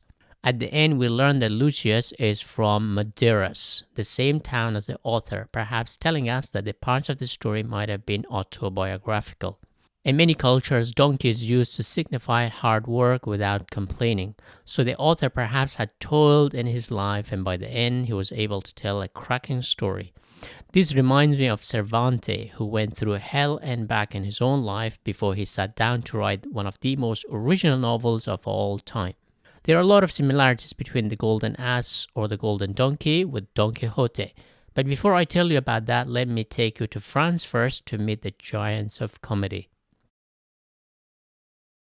Published in 1532, Gargantua and Pantagruel by François Rabelais is one of the first works of French literature that made comedy its main focus. Rabelais, who lived between 1480s and 1553, in addition to being a comic genius, he was also a monk, a physician, and a Greek scholar. But his most important legacy today is his book, Gargantua and Pantagruel, which satirizes the adventures and mishaps of 2 giants, Gargantua the father and his son Pantagruel. The tales are often crazy, grotesque, crude, vulgar, and full of contradictions that combine the highbrow with the lowbrow. In one of the scenes, the giants use the neck of a goose to wipe their bottoms. Rabelais pokes fun at the human condition, allegorizing that nothing is really sacred or important in life. There's a sense of freedom in this book that will surprise you even 600 years later. Rabelais says, quote, "Seeing how sorrow eats you, defeats you, I'd rather write about laughing than crying, for laughter makes men human and courageous." Despite its vulgarity and childishness, it was meant to be educating people on human values. That we're all the same despite our ranks and social status. We all experience the same human condition, that we all have to find a good way to wipe our bottoms, whether you're a king or a peasant. At the time, church dominated social life, so there was little freedom of expression, so this book was meant to liberate people. It had a huge influence on the future writers from around Europe. Two of the most famous examples, the Spanish giant Cervantes and the English writer Laurence Sterne. Rabelais is often referred to as the greatest writer of the French language, and this book is considered a pioneer of satire, which bridges the pre-modern and modern French literature. Cervantes published Don Quixote in two parts, Part 1 in 1605 and Part 2, which is a sequel to Part 1 10 years later in 1615. Part 1 is the main story of Don Quixote's adventures, but Part 2 continues the action but mainly and acts as a mirror to reflect on the previous adventures as the characters are aware of the book's success and their own fame. So Don Quixote is not only the first modern novel, but it's also the first psychological meta-narrative in which the characters are aware of their fame. From the outset, Don Quixote is the story of a man named Alonso Quijano, who belongs to a lower-ranking nobility, or you might say a middle-class family, which allows him access to books, who later claims the knightly title of Don Quixote. He's 50 years old and has read a lot of chivalric tales, so much so that he wants to enact those events in his own life by going on similar chivalric adventures. He changes his name to Don Quixote, names his horse Rocinante, and chooses a farm girl as his romantic love lady, Dulcinea, without her knowing anything about it. Don Quixote is a low-budget hero. Instead of a princess, he uses a peasant girl. Instead of a real squire, he employs a laborer, Sancho Panza, perhaps the greatest supporting character in literature. It's all acting, it's a front. He uses his neighbors as props, a cheap hotel as a castle, and prostitutes as grand ladies. The people he meets tend to go along with him in his crazy requests, take part in his low-budget movie, except that it's not a movie, it's real life. There's a childlike quality to Don Quixote, and this entire story is like a child play. What is the story? Don Quixote embarks on a chivalric adventures, and his first stop is at an inn where he tells people that it's a castle, and people thinking he's mad, so they play along. The first scene is done. He then encounters a slave being punished by his owner, so Don Quixote, being a knight, feels it's his duty to free him. But the owner, seeing him as a ridiculous man, decides to play along, but as soon as he's gone, he continues to beat the slave, so Don Quixote's interference made things even worse for the poor slave. So Don Quixote was the first social justice warrior, if you think about it. So far things are going as he imagined, so Cervantes turns it up a notch by pushing Don Quixote to pick a fight with some traveling salespeople whom he accuses of insulting his lady Dulcinea, the farm girl. He challenges them to a fight, but here for the first time his delusional mind results in him being beaten quite badly. He barely makes it home alive. To make matters worse, when he gets home, he finds that his beloved library is burned by a priest who deemed him immoral. Here Cervantes exposes the duplicity of the priest class too. It turns out the priest has read them all, including some steamy sex stories, so even the most pious members of society are secretly addicted to these cheap romances, the pornography of the day, so to speak. It's like the Vatican City has a secret computer that they delete the history of the last hour. If you thought the beating might have put some senses into Don Quixote's head, you would be wrong. Instead of giving up, Don Quixote decides to have a backup. Here comes Sancho Panza, who has to deal with the consequences of Don Quixote's mistakes and madness. Sancho is on an ass instead of a horse, given Don Quixote's low budget, of course. One of the most famous battles in literature happens when Don Quixote fights with a bunch of windmills as if they are giants. Sancho corrects them that they are not giants, just windmills. Don Quixote corrects Sancho that he is not used to knightly adventures because he is a simpleton. Before Sancho can stop him, Don Quixote charges against the windmills, only to face a ferocious wind moving the sail that smashes into him and his horse. He rolls down the hill and Sancho has to rescue him. Don Quixote has to go through many such incidents to finally come to his senses and denounce his chivalric adventures. In part 2, he reflects and apologizes to his friend Sancho for putting him through so many mad adventures. Don Quixote is often called the first true modern novel for its originality and innovation. The most original idea is that Don Quixote is influenced by other stories. In other words, for the first time, we see how stories inspire us quite clearly. Since the dawn of time, stories have inspired us to do great things as well as cause great calamities. But never the power of stories was acknowledged fully in literature. So Cervantes connects the dots that we humans not only learn from stories, but we subconsciously enact on those same stories, albeit in our own limited ways. We want to get out and do crazy things that we are kept in check by our own reason, but also society. Don Quixote is a liberated character as his rational head is no longer controlling him. But subconsciously we enact stories we have heard as a child and even those from our collective unconscious, as Jung said. Somewhat similar to the author of The Golden Ass, while in captivity, Cervantes' mind must have seen giants roaming around inside the dark room, coming to rescue him or even attack him. Captivity allows your imagination to balloon. Cervantes had a very rough life, so by the time he sat down to write Don Quixote, he had been through years of prison at home and abroad, poverty, debt, breakups, and more. So age 50, he realized that life is not meant to be taken seriously, but its absurdities should make us laugh. So he invented one of the greatest characters in literature. Today, Don Quixote is synonymous with madness, heroism, courage, innocence, and all the goodness that human nature allows us. His tragic tale is a genius tale of comedy. Now moving from 17th century Spain to 18th century England to meet another great novel of laughter. Tristram Shandy by Lawrence Sterne was published in the 1760s. It's one of the funniest novels of all time. Lawrence Sterne, an Anglican priest himself, a job that requires you to be serious and stern, does the opposite. He pokes fun at people, life, but most importantly, he makes fun of modernity or the age of rationality, just as Cervantes and Rabelais did before. Tristram Shandy, loosely the main protagonist of the novel, narrates his own story. There are two main plots in the novel. The first is Tristram Shandy's own life, which is nothing but a series of mistakes from conception, birth, schooling, and later his travels and writing. Tristram's father, Walter Shandy, is a pseudo-intellectual, science-minded person who believes that by focusing his attention during sex, he can create a good, balanced baby. Just like an artist who works diligently to produce a masterpiece, he thinks by paying attention during sex, he can make a baby that is a masterpiece too.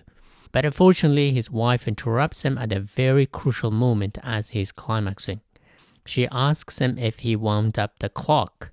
"Damn you, woman, you didn't let me make a smart baby." It's too late, the sperm hits the egg, then during his birth, his nose gets flattened as he moves through the birth canal, so the baby grows with a flat nose, which is not a good look for a man of good social standing.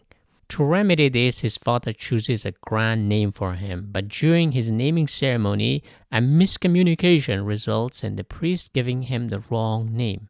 Then years later, while his father tries to educate him as best as possible, he's accidentally circumcised when a window falls down on his penis as he's peeing through a window. So this novel tells us that life is nothing but a series of accidents, and none of them of our own choosing. Even the storytelling is chaotic. Tristram promises to tell us how he was born in the following chapters, but he then gets distracted by other people and goes into a long, winding digression. So Tristram's life is a series of misfortunes and accidents. So what is the secondary plot? The second plot involves his uncle, Toby, a war veteran injured in Europe who is now romantically pursuing a widow. While trying to seduce her, he's also obsessed with the enacting of a battle scene in his own backyard. He sees a parallel between fighting an enemy during a war and chasing a woman. So successful men in war are also successful men with ladies. In other words, you win a battle and defeat the enemy, you get all the women. Both war and mating need careful tactics and strategic maneuvering. But unfortunately, the novel shows that Uncle Toby loses it all. He gets injured in the war, apparently the most delicate part of a man's body between his crotches, and as a result, he fails to get the woman. So you lose in war, you lose women.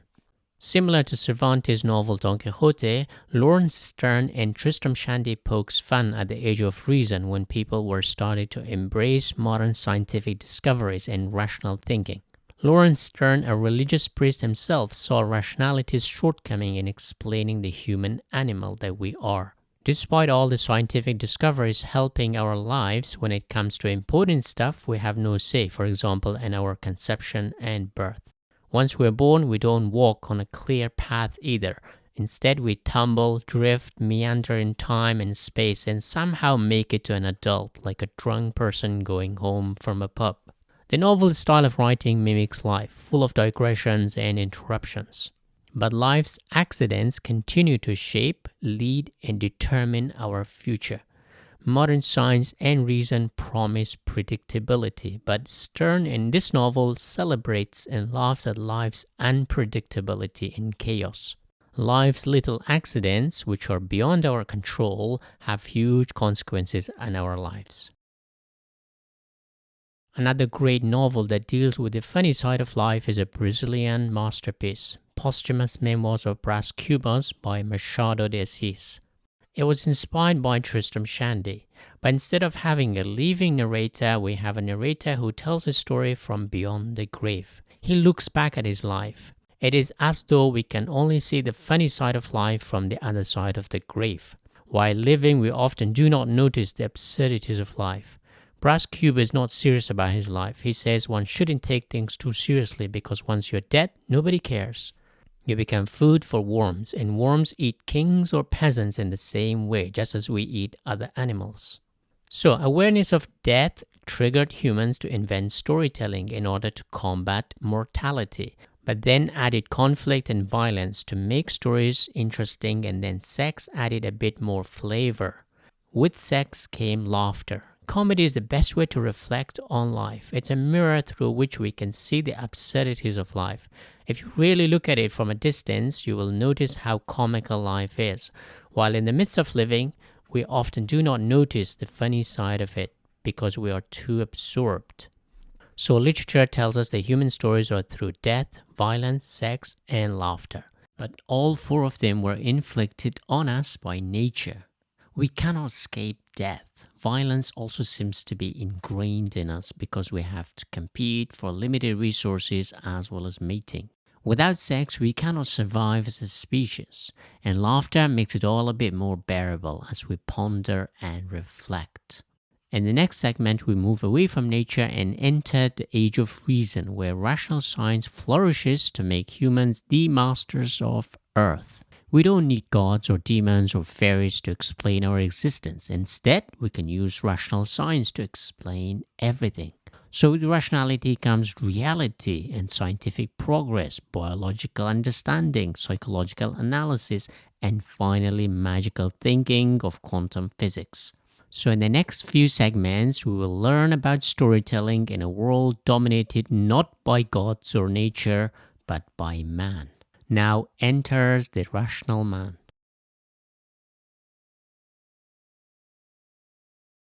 Death, wars, sex, and laughter are forces of nature. But now we move to a new age in which reason helps us tame, control, and exploit nature. The age of rationality started in Europe in the 15th and 16th centuries. The age of reason simply means instead of going to church for solutions to human problems, we turn to reason, which produced scientific and technological tools. As a result, we've been learning to not only tame nature but also tame our own inner nature. So in this segment, I'll discuss novels and stories of how rationality conquered the world. We start in England, a tiny country that conquered half of the world. William Shakespeare's play Hamlet, written around 1600s, is the story of Hamlet, the Prince of Denmark, as well as the story of the political elite at the top of a society. It's a tragic tale of power, scheming, murders, betrayals, so rational thinking and scheming and calculated decisions are the heart of the story. I have compared Hamlet to Don Quixote, which is in most ways the complete opposite of Hamlet. There are many differences, but the most important difference is how they employ rationality. Don Quixote is not rational, which gets him in all kinds of troubles because he is driven by passion and courage. Hamlet, on the other hand, is a deep thinker who asks questions and strategizes. Hamlet famously pretends to be a madman or idiot to achieve a goal. Hamlet is anxious all the time. The reason being that because when you are at the top of society, competition is fierce. At any moment, someone might kill you and take away your throne, wealth, status, and power. Not just that, when you move tactically or strategize your plans, you have to calculate risks. For Don Quixote, risk doesn't even cross his mind. Hamlet, on the other hand, tortures his mind. We all know the famous line, to be or not to be, that is the question. He exemplifies the extreme of a thinking man. Even his love for Ophelia is not genuine but opportunistic. And today we are more like Hamlet, therefore more anxious. This modern rational thinking led Søren Kierkegaard, who incidentally is also Danish, to conclude that anxiety comes with choices or freedom to do something or not to do something.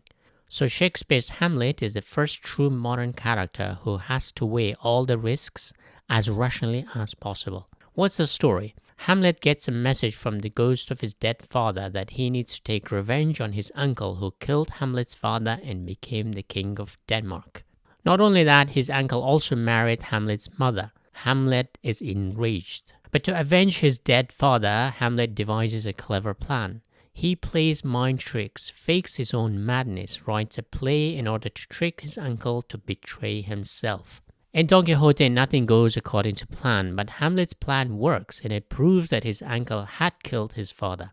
At the end, Hamlet confronts him and this results in all parties getting killed, which is not perhaps a very rational outcome. But with his plays, Shakespeare started a literary revolution in which he emphasized the stories of those at the top of social hierarchy and how they achieve, maintain, and defend their power, which is often through ruthless scheming and tactical battle. In other words, it's more often rationality that wins. While in the previous segments it was natural forces such as violence, death, sex, laughter, now we enter a new era in which conscious and rational thinking takes center stage in fictional stories. Hamlet is a skeptic who questions reality, doesn't trust his uncle, and he even doubts himself. It is no surprise that some 37 years after Hamlet was staged, René Descartes, the father of rationalism, wrote his famous philosophical line. In literature, the most famous line comes from Hamlet, to be or not to be, that is the question. In philosophy, the most quoted line is Descartes' philosophical idea, I think, therefore I am. So humans became a rationally thinking machine, which led to the Europeans conquering the entire world. One of the most famous stories of the world conquest is of course one that went wrong. But again, it's reason and wit that triumphs at the end. Robinson Crusoe by Daniel Defoe was published in 1719. It tells the story of a British man stranded on a desert island where he, through practical wisdom and sheer resourcefulness, survives for 28 years. He fights off cannibals, pirates, mutineers, and most important enemy of all, nature. So Robinson Crusoe symbolizes the arrival of humanity defeating nature. It coincided with the European colonialism of the rest of the world, where they introduced rational and scientific approaches to life. There is a suggestion that the story was based on the real adventures of a Scottish castaway on a Pacific island that is now renamed Robinson Crusoe Island. On a more philosophical level, the novel is often used to describe a new type of economic individualism that we are so used to today. We choose our jobs, how many hours, what to do with our money and leisure time. If Hamlet was a prince of Denmark, pushed away by his uncle, Robinson Crusoe is the king of his own island. Therefore, he can decide whatever he wants. This idea gave rise to individualism in Europe, which has now spread to the rest of the world. So not only it inspired the British and the Europeans to get out there and explore the world, it also encouraged a sense of individual autonomy among people. Thousands and upon thousands of Europeans left their homes in pursuit of fortunes and kingdoms of their own around the world. The result? Modern-day USA, Canada, Australia, and New Zealand are populated by these people. So the Age of Reason meant Western Europeans were no longer condemned to live and die in the same village. They could chase happiness elsewhere. But it also turned out this chasing happiness outside Europe will not give you fulfillment in life. This comes from the philosopher who often symbolizes the Age of Reason. Candide by Voltaire was published in 1759. Voltaire, the French philosopher who lived between 1694 and 1778, is considered one of the most influential European Enlightenment philosophers. Enlightenment philosophy is often defined as humans becoming adults, therefore rational and practical rather than living in religious bubbles. Voltaire is famous for his secular and human-centered philosophy. His defense of free speech and individual freedom is lauded by many. The famous quote, "I disagree with what you say, but I will defend to death your right to say it," is often attributed to Voltaire, but it was by his biographer who summed up his philosophy. Voltaire not only embraced the Age of Reason, but is also considered the foremost representative of that age. His most famous novel, Candide, or Optimism, came after a few terrible events in Europe, namely the Lisbon earthquake of 1755. Candide is about a man who believes in a philosophy of optimism popularized by the German rational philosopher Leibniz. The novel tells the story of Candide, a happy-go-lucky kind of man who is exposed to all kinds of adventures and hardships in life. He is a more rational and sensible version of Don Quixote. In the story, he even visits El Dorado, a mythical town in South America where everything is perfect and even the streets are made of gold. Despite being a heaven-like place, Candide is still not satisfied. His adventures take him from Europe to South America, and finally he settles somewhere in Turkey on a small patch of land to grow his own food. It's a coming-of-age novel with the individualistic message that we each have to cultivate our own garden. In other words, we are each responsible to find our own meaning or paths in life instead of following a collective ideology or religion. Quote, "If this is the best of all possible worlds, what then are the others?" Voltaire looks at man's insatiable desire for happiness and prosperity and concludes that happiness is not out there but it's right here. This makes the novel feel very contemporary, but at the time the novel symbolized man's maturity in rational thinking, so not chasing things blindly or obsessively or because the church told them. So individuals were masters of their own destiny. Today we take this idea for granted, but back then the church as well as traditions had a massive psychological grip on the individuals. When you combine rationality with obsession, it's a recipe for disaster, according to our next story. Published in 1818, Frankenstein by Mary Shelley is considered the first science fiction novel about a young scientist who creates a monster. Frankenstein has the modern Prometheus as its subtitle, referring to the Greek titan who created humans and taught them to hunt and kill animals. In other words, Prometheus made humans carnivores, which resulted in us becoming violent creatures. Now, when you combine this violent tendency with reason, you create a killing machine, a nuclear monster. What's the story? Mr. Victor Frankenstein, born in Italy into a wealthy Swiss family, grows up to attend a German university where he excels in science, especially chemistry. As a young scientist, he realizes that with the help of electricity, he can reanimate a creature made up of dead body parts. So we're in 18th century Europe, where every man wants to make a name for himself by pushing the boundaries of science. Creating life is the ultimate goal of a man. Nature has gifted only women to create life. Now, with the help of science, men can also do that.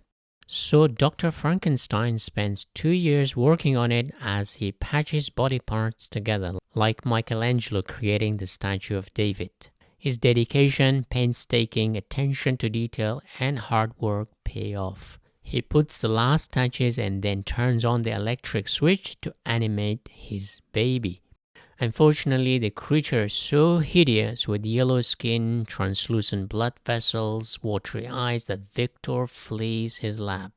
Soon the monster escapes the lab and guess what? Everyone is terrified of him. The monster tries to be friendly, everyone runs away from him. Now rejected by everyone, he wants to take revenge on his creator for bringing him to this terrible world. Just as humans killed God with rationality and science, the monster wants to kill his creator too. First he kills the scientist's brother, and then he starts chasing Victor himself. Finally, when they meet, he asks Victor to make a female monster so he can have a companion. The scientist too, scared, asks what if they have babies and their babies have babies which can grow into a species that can annihilate the human race. He runs away with the monster chasing after him. Finally, things get worse and worse until the scientist has to chase his own creation to kill him. The story ends in many tragedies. In 1799, one of the greatest artists, the Spanish Francisco Goya, painted his masterpiece called The Sleep of Reason Creates Monster. He was celebrating human rationality. But in Frankenstein, which came some 20 years after, Mary Shelley wanted to show how reason can create monsters too. So human rationality is not a savior of human race, but it has made humans into gods who can create terrible weapons and monsters that can destroy humanity as a whole. So rationality is a double-edged sword. It can eliminate many illnesses that save millions of lives, but it can also create atomic bombs that can kill millions. Reason allowed us to tame nature, so it's our greatest weapon for survival. But what if you use this weapon, reason, for the wrong reason? Moby Dick by Herman Melville was published in 1851. Herman Melville, who lived between 1819 and 1891, has a towering presence in American literature. Moby Dick, considered by many to be the greatest novel in American literature, is about Ahab, a ship captain, and his quest to take revenge on a sperm whale that bit off his leg. If someone bites off my leg, I would probably do the same, except on land. You cannot really chase someone with one leg. But chasing a sperm whale to take revenge takes human self-confidence to a whole new level, close to delusion. Our civilization or modernity rests on a single idea that humankind is the master of this earth and nature is ours to tame, control, exploit, and even destroy. So one can say that modernity, while it has given us many good things, has also turned humans into mad monsters of nature. Ahab, in his mad quest to take revenge, chases the whale, which ends with some tragic consequences. You could argue that getting rich or increasing profit is a kind of modern-day madness that results in deforestation, overfishing, and overpolluting the air and water. So Moby Dick, just like Frankenstein, questions the modern rational man's obsession to control everything, including sperm whales. Do not fight nature because nature is far more dangerous in the long run. It's like a baby killing its own mother. Literature also tells the stories of modern urbanizations, which brought many opportunities for people, but also a lot of disappointments. Charles Dickens, who lived between 1812 and 1870, is sometimes considered one of the greatest English novelists, only second to Shakespeare. He mainly wrote about what modernity had done to the poor, so his themes were mainly poverty, growing up, and social mobility in England. Great Expectations, published in 1861, is about Pip, a young orphan boy living with his married sister, who treats him very poorly. One day at a graveyard, he meets an escaping convict, and this encounter changes the young boy's life forever. Then there's an old woman, Miss Havisham, who hates men because she was betrayed by a man. At her house, Pete falls in love with a girl named Stella, but she's cold, very cold. Modern rationality has made humans warmer on the outside with modern air conditioning and heating system, but colder on the inside. We are far less friendly, less kind, and less helpful to others. We see homeless people on a daily basis and never think twice about it. Years pass, and one day he's told to quit his blacksmith job and move to London to become a gentleman due to the money he receives from some unknown patron. It's a kind of modern fairy tale, but this is not your ordinary fairy tale, it's a colonial fairy tale. His patron turns out to be this convict who made his fortune in Australia. With this shocking revelation, his dreams start tumbling down as the man is soon arrested and his fortunes confiscated. Pip's great expectations turned into his smaller expectations and many misfortunes and many lucky escapes. But life goes on and he trudges along.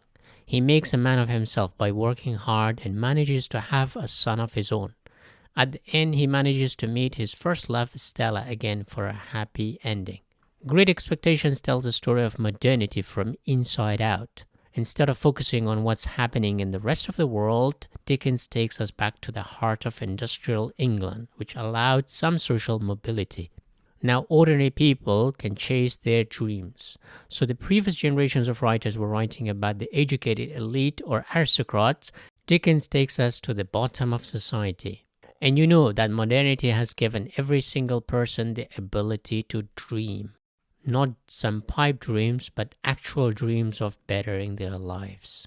While Dickens had a measured optimism about modernity helping the poor, his fellow countrywoman was also optimistic about how modernity was helping women. George Eliot, who lived between 1819 and 1880, wrote during the Industrial Age, just like Dickens. While Dickens was a bit far less optimistic about the Industrial Age, George Eliot saw lights at the end of the tunnel for the less privileged. His novel Middlemarch, published in 1872, is set in the fictional town of Middlemarch in Midlands, England. It tells a few stories, but the main plot centers on Dorothea Brooke, a bright young woman who marries a clergyman much older so she can showcase her talent as an intelligent woman. In other words, she uses the old man as a platform to climb up socially.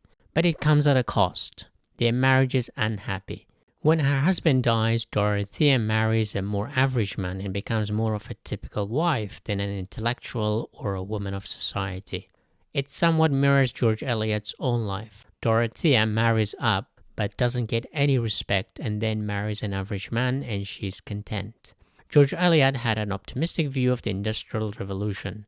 Many male authors saw Industrial Revolution as destroying nature and beauty, but George Eliot saw the change brought more opportunities for women to move out of their fixed traditional roles and exercise some intellectual maneuvering. We move from the 19th century optimism about the Industrial Age to the industrial nightmare of the 20th century. The Metamorphoses by Franz Kafka, published in 1915, tells the story of Gregor Samsa, a traveling salesman who wakes up one morning to find himself turned into an insect or a vermin, something that is repulsive. Initially, he hopes it's a temporary state or perhaps a nightmare, but as days pass, he slowly realizes that this is no nightmare. It's real, that he is no longer human. Unable to leave his room, he reflects on his job and those around him and his desperate situation as the sole breadwinner of the family. His absence at work alerts his boss, who sends someone to visit him. But his family and colleagues fail to communicate with him. His father tries to keep him inside the room, and the process injures him twice. Only his sister, Greta, brings food for him. Then one day their tenants notice him and they are repulsed. they decide to leave the house without paying the rent. Now, their financial situation is dire.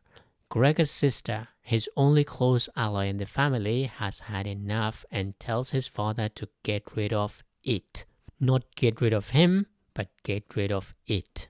Upon this realization that he is no longer wanted by anyone, including his loved ones, Gregor starves himself to death. The family takes a vacation to refresh themselves and plan Greta's wedding. Kafka depicts a modern man whose only value is that what he brings to the table. Without the ability to provide provisioning, he becomes a useless creature. So modernity promised us liberation from nature, now turned us into beasts of burden. Our only use is to provide something, and as soon as we fail on our job, we are discarded. On average, we work longer hours at work, we have fewer children, yet we still complain that we don't have enough of anything. This is the paradox of modernity. We were supposed to work less as we have machines that eases our burden. We were supposed to be happier. But it has nothing to do with modernity. It has always been the paradox of individuals versus systems. Individuals pursue happiness while systems want efficiency and control.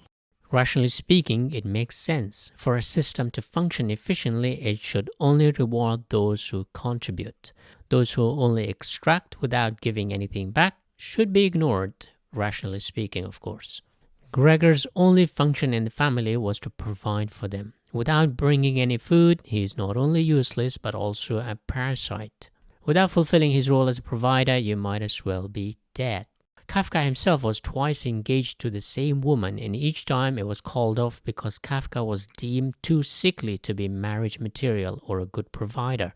So Gregor Samsa in the Metamorphosis is any man deemed useless in society. I think Kafka tells us that your value in modern society and to some extent to your family is only as long as you are a provider, useful and productive member. Once you're no longer able to do that, you have no worth. It's a rational world. Reason has given society and people a tool to prioritize the productive from the unproductive ones. So to sum up, the first few novels championed reason as a force for good and rescuing man from nature, but the last few novels critique rationality. While rationality liberates us from strict religious rules and strict social traditions, at the end of the day it's just a tool. It can be used for good and bad. We have done it. While literature and storytelling championed reason in science, it also countered it by taking us back to nature. If the Enlightenment or the Age of Reason is human waking up or a child becoming mature, there's also the tendency to return back to sleep, back to the natural freedom, and back to human passion. In the next segment, I'll deal with the real and genuine challenge to rationality that came from the Romanticists, who wanted to return to the raw nature and human passion.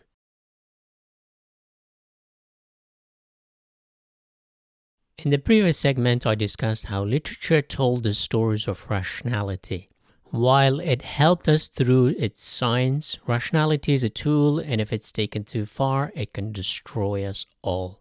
So in the early days of industrialization, some writers saw how dirty, polluted, and crowded the cities of Europe were becoming, so they fled to the countryside, or wrote about how industrialization was destroying the beauty of nature. This is when Romanticism was born. Romanticism is perhaps the last rebellion against humanism and rational thinking. In Greek tragedies, two opposing forces balanced one another. The Dionysian passion counterbalanced the Apollon reason. But with the European Enlightenment, reason became the dominant force in science and literature, so much so that writers, poets, and artists felt stifled with a structured rationality that promoted conformity rather than originality and creativity.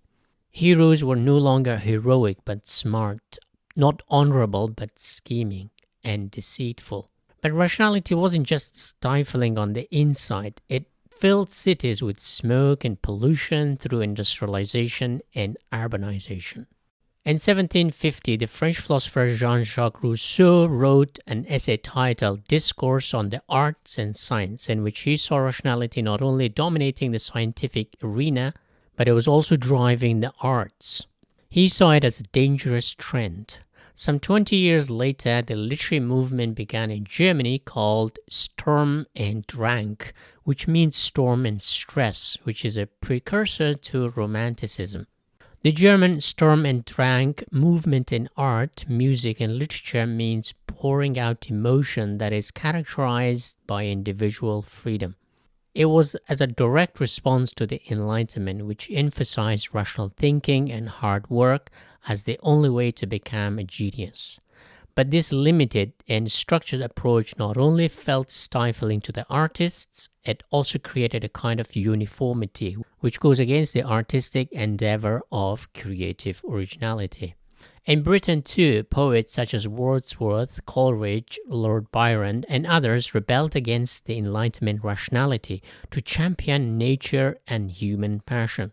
So in Europe, between 1760s and 1860s is often considered the age of Romanticism in literature. Nature, human passion, and the courage to go against the grain became the main themes in literature and storytelling. Some of the literary figures not only wrote about such subjects but also lived like that. They opposed industrialization, urbanization, and machines and moved to the countryside or even abroad in search of more authentic experiences. One of the earliest pioneers of what we call Romanticism was the German literary giant Johann Goethe, the poet, playwright, and also scientist and intellectual who lived between 1749 and 1832. Published in 1774, The Sorrow of Young Werther was his first novel when he was 24 years old and his most well-known too, which he based on his own personal experience of unfulfilled love. Through a series of letters to his friends, Werther, a young artist, talks about his romance with Charlotte, a country girl engaged to another man. He relates his intense emotional torture of a doomed love from the very start, the rejection and seeing her marrying another man. The love triangle means one of them has to lose. Evolution cannot accommodate everyone, which means some people simply cannot procreate. In this case, it's a tragic end for the young artist. He commits suicide with a pistol that was sent by his lover, Charlotte. Goethe himself became a celebrity after the publication of this novel. Even Napoleon loved it. Also, the novel's tragic end caused Werther fever among young Europeans with copycat suicides. It also intensified the German Romantic movement that spread throughout Europe. You can even see its impact on great Russian writers like Pushkin and Lermontov, both dying in romantic duels. This romantic movement also influenced many philosophers, such as Arthur Schopenhauer, who incidentally was a friend of Goethe, and Friedrich Nietzsche, who questioned the entire Western philosophy and civilization for focusing too much on reason and neglecting human passion. Goethe is also famous for another work, the story of Faust, in which the main character sells his soul in exchange for happiness through pleasures. This is an allegory of how humans embraced reason that allowed us physical comfort while leaving us empty in meaning. Goethe wasn't alone. There were other writers who saw the problems with the reason-fueled enlightenment. Friedrich Schiller, who lived between 1759 and 1805, was a sickly man but a genius as a playwright and storyteller. Schiller's 1782 play, The Robbers, which tells the story of two aristocratic brothers with somewhat opposing views on life. Karl is an idealist who thinks honor, courage, and honesty are the best values by which a man should live his life. Franz, however, believes one should use any means, including deceit, in order to gain material success in life. In other words, Karl is a romantic hero in search of ideals, while Franz is a practical hero in search of material success. As expected, Franz manages to deceive his father in order to steal his brother's inheritance, leaving the idealist Karl high and dry, and without a penny. Karl, being an honorable man, is outraged by this cunning maneuvering by his scheming brother. His outrage turns into passion and terrible violence. Karl takes refuge in a forest where he becomes the leader of a gang of robbers. Now they are no longer bound by social or moral norms, so they turn savages in the violence they inflict. The play depicts the natural outrage of a passionate young man into one of the most important works of German literature. Just as Europe was modernizing, the Russians too saw the shiny things and got very excited. But with this modernity came a giant in world literature. Russian literature is a giant that woke up with the help of the Romantics. Alexander Pushkin, considered the father of Russian literature, was born in 1799 and died in a duel in 1837, aged 37. His masterpiece, Eugene Onegin, a novel in verse published in 1837, tells the story of Eugene or Evgeny, who initially embraces the cold personality of modernity by refusing the love of a young countrywoman. But it turns out his rational approach in not believing in love was just a facade he had copied from others. He realizes that he was sold a lie that romance was stupid. Growing up and living in St. Petersburg, the most westernized city in Russia, he had learned to reject his passion and see things through a rational lens. But when he moves to the countryside, he notices how simple people are and how innocent, naive, and even stupid the country folks are. He laughs at their simplicity and sincerity. When Tatiana confesses her love for Eugene, he laughs at her naivety. Why? Because he considers himself a modern man who doesn't believe in love or romance. He is a rational man. Years pass, but then there is a chance encounter between the two. Now she is married to someone else. Eugene is shocked. Despite his rational mind, something stirs inside him. Something really strong, a deep passion for her. But it's too late. Now it's her turn to refuse him. Pushkin wanted to portray that no matter how much you are exposed to reason and rationality, passion always wins at the end. For Pushkin, the profoundest happiness can be found among the country people who are close to nature. A city might offer you convenience, but it also takes away your connection with the truest source of your genuine happiness. These are nature, human connection, sincerity, honesty, and most importantly, human passion. And true to his own words, Pushkin died in a duel aged 37. With the shocking death of Pushkin, another star was born in Russia. A young 22-year-old poet wrote one of the most influential poems about Pushkin's death, which propelled him to replace Pushkin as the national poet of Russia. Mikhail Lermontov was born in 1814, and he was also killed in a duel in 1841, aged 26. His masterpiece, A Hero of Our Time, was published in 1840, when Lermontov was 25 years old. It's a collection of 5 interconnected stories, mainly about one man named Pechorin, an anti-hero young army officer and his sexual romantic adventures, which mirrors Lermontov's own life. Pechorin is sensitive, romantic, and self-deprecating hero, but also hard rock arrogant who never bends to anyone's will and at times is deeply unpleasant. His name comes from the river Pechora in the north of Russian Republic of Komi. Just like the Pushkin's hero, Onegin is named after Onega River, also in the north of Russia. This symbolizes that both writers took their cues from nature, not modernity. So a typical romanticist hero is a man of nature, violent, unruly, and untamable. Pechorin's philosophy on life is quite simple.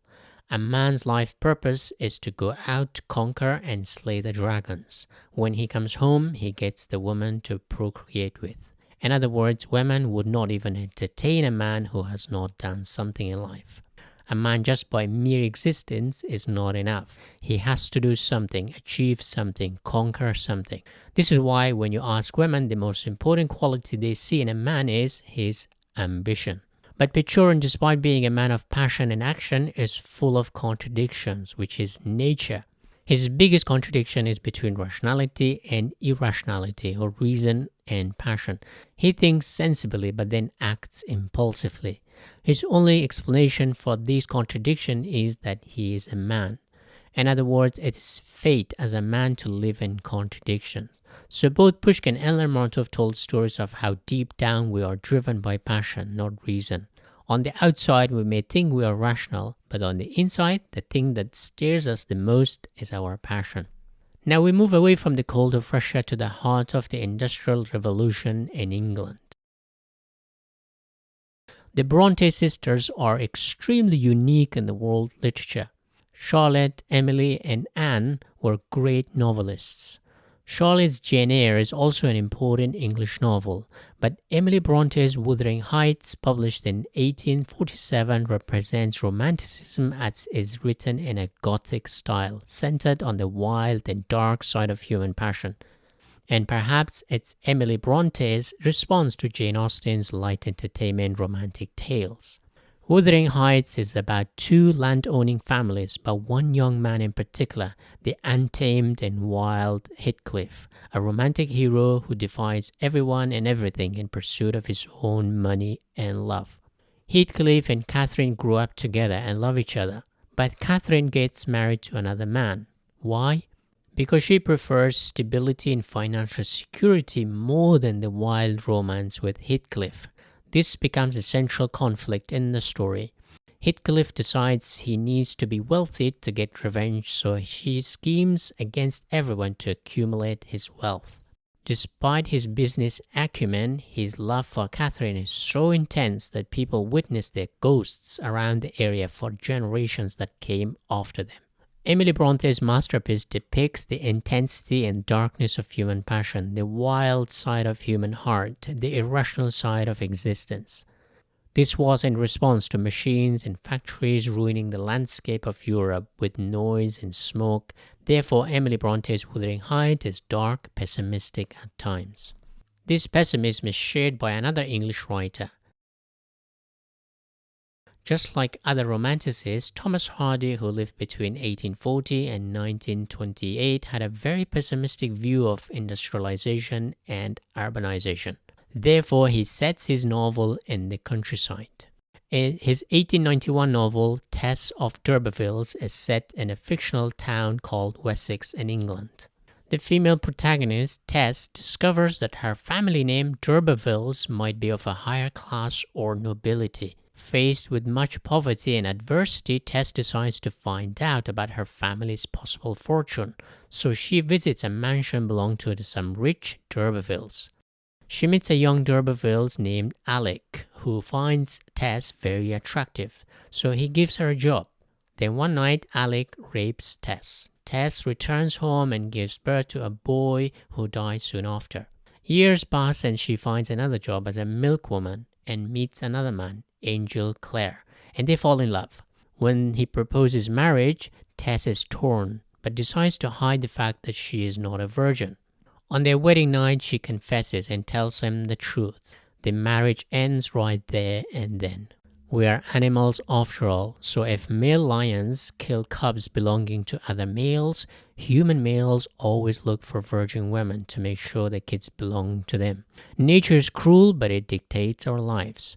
They walk their separate ways. Angel Clare goes to Brazil and Tess returns to her parents' home, and her life returns for the worse.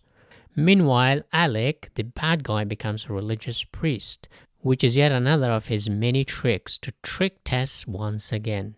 His pursuit is rejected. But time passes and Angel Clare returns from Brazil to find that Tess has given in to Alec's pursuit. Tess is so torn that she takes matters into her own hands and decides revenge on Alec, who had ruined her life. She kills Alec and together with Angel Clare they flee towards Mexico. They head to the countryside, the jungles of England. The forests of England. Whatever's left of it after the Industrial Revolution. The ending is quite sad but also beautiful as the couple escape from the police and spend a night in Stonehenge. Back to the olden days of prehistoric freedom. But sadly, modernity catches up with them. The police arrive and arrest her. Tess is swiftly convicted and sent to jail. It's a novel of bad luck and suffering. I guess you can't change your fate. This shows Thomas Hardy's pessimism. For him, nature represents innocence, unspoiled, while money represents corruption. The poor Tess is the symbol of purity, and the rich Alex is the symbol of corruption. So modernity and industrialization did the same thing to nature. According to Hardy, as Alec did to Tess. So in the age of reason, science and technology flourished so we could tame and control nature. But the Romantics saw nature as the ultimate refuge, and man-made industries and cities were nothing but another chain for humans. So nature symbolized freedom, while modernity symbolized rigidity and control. So storytelling told the story of the Romantics rebelling against reason. But you cannot survive in the wild for too long. You need to return to the cities for better opportunities. So at the end, no matter how romantic a person you are at heart, reality always wins at the end. So in the next segment, I'll discuss realism, when storytelling meets reality.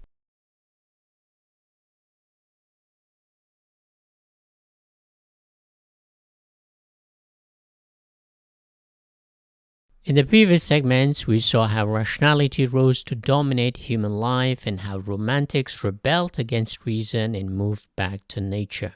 In this segment, after spending some time in the wild, we return back to big cities to tell the stories of ordinary heroes. Literature and storytelling mainly focused on heroes who generally did extraordinary things, either fought a whale, reigned over kingdoms, or battled some wild beasts. By the 1830s, Europe had already seen the rise and the demise of one of its biggest military heroes, Napoleon. People were settling for a more peaceful time where life's practicalities were far more important than heroic deeds of some French general. So writers began to shift their attention from the heroes to ordinary people. So the period between 1830s and 1880s is now considered the age of realism in literature. Another reason is by this time, empirical science was becoming more and more important in people's lives. As a result, the method of storytelling too changed to focus on what really happened in life, not some escape into a fantasy land or back to the wild nature, but see what happens in the harsh reality of the urban jungle. Literature has always dealt with extraordinary heroes and tales, but now it turned its attention to the reality of how common people lived. Again, Napoleon, a low-level man rising to the top of Europe, had paved the way that any human being, no matter how ordinary and humble their background, was capable of doing extraordinary things. Therefore, heroes can be found anywhere and everywhere, and every street corner, so to speak. Speaking of street corners, another important phenomenon was the spread of newspapers at the time. With journalism as a source of information, a new class of reporters were writing about real stories of ordinary people. So literary figures started to mimic this new journalistic style to write their novels. So we have literary realism that is rooted first in France and then spread to other parts of Europe. Stendhal, who lived between 1783 and 1842, is a pen name, just like Voltaire. Stendhal was the pioneer of realism. Published in 1830, his masterpiece, The Red and the Black, is about an ambitious yet idealistic young man from the country trying to rise in society. But his humble background means he faces many obstacles and challenges. In his romantic quests with women of high society, his naivety is exposed, and finally things reach a stage where the protagonist takes things into his own hands with a huge gun, trying to kill a woman he once had an affair with. The incident sends him to prison, and the novel ends in tragedy. The novel was a critique of French society dominated by aristocracy that promised social mobility, but in practice there were far more obstacles than opportunities. Napoleon's rise inspired millions, yet in reality very few people could. In other words, society was organized in a way that prevented people from the bottom to rise up the ladder in order to better their lives. Why? Because the French aristocracy prevented people like the protagonist of this novel from encroaching on their territories, taking their positions, and stealing their wives.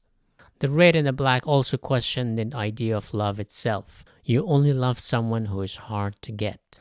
As human animal, we only love what is hard to get, not something that's readily available. This pessimism about the lives of ordinary people is shared by another giant of French literature, Balzac, who lived between 1799 and 1850, is often called the father of social realism, who influenced writers like Charles Dickens, Gustave Flaubert, Émile Zola, and even Karl Marx. In Human Comedy series, he produced about 90 novels and novellas in 30 years, trying to capture every aspect of life in Paris, which was one of the biggest cities in the world at the time. That is 3 novels per year. Pierre Gautier, published in 1835, is about 3 characters: an old man, Pierre Gautier, who sacrifices his life for his family and gets nothing in return. Then there's a criminal who sees Paris as a jungle, like a Darwinian world where only the cleverest can survive and get to eat.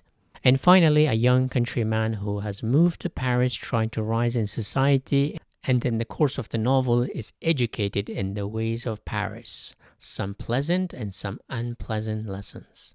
The main theme is class inequality, family relationship, and love is seen through the lens of some ordinary French folks. So Balzac's comedy is that no matter how hard you work, sometimes life happens and you can do nothing about it. That is the absurdity of life. One of the greatest realist writers was the French writer Gustave Flaubert, who lived between 1821 and 1880, whose debut novel Madame Bovary was published in 1856. To make the connection between realism and journalism even more concrete, in fact, the story of Madame Bovary was based on a newspaper story of similar events and characters. Madame Bovary tells the story of Emma Bovary, a married woman who is unsatisfied with her boring husband and therefore engages in a few affairs to get some excitement in life. Her husband, Charles, a mediocre doctor, thanks to modern science, however, is oblivious to everything and does everything he can to make her happy. Emma, however, has read a lot of cheap romance novels in her youth and thinks real life should meet her expectations, just like in Don Quixote. But as it turns out, the affairs too over time becomes dull. Now she turns to shopping to create some excitement in her life. But you know where it all ends. When nothing satisfies her, she takes her own life. Today, the story might seem quite mundane, but go back 150 years ago, it was revolutionary and extremely scandalous. When it was published, it was banned, and Flaubert was taken to court for writing so explicitly about women's desire and their sexual freedom. Flaubert contrasts between fantasy and reality of life. Emma had expected marriage to be happy, exciting, and full of wondrous experiences, but real life tends to be dull, mundane, and full of chores. What makes this story resonate with us is how realistic it is, even in today's world where superficiality has become mainstream. Even today, 50% of marriages end in divorce, perhaps because we go into it thinking we will be in some perpetual happiness that Cinderella promised us. Flaubert showed that real life is a lot harsher than what we fantasize about in our youth. While Napoleon's rise influenced a generation of French people to dream big and move out of their socioeconomic situation, in Russia, however, it was the defeat of Napoleon in 1812 that inspired some of the greatest writers to write about the reality of life in Russia, often in response to Europeanization of Russia. The 1860s was a volatile decade in Russian politics after the emancipation of 31 million Russian serfs. In literature, however, the 1860s produced some of the greatest novels of all time. We start with the most artistic writer of Russian literature, Ivan Turgenev, who lived between 1818 and 1883, was perhaps the most Western of all Russian writers in the 19th century, whose influence on other Russian writers was immense. His novels are written in a more objective and journalistic style, letting his characters act and talk as they wish, similar to Gustave Flaubert, who incidentally was also close friends.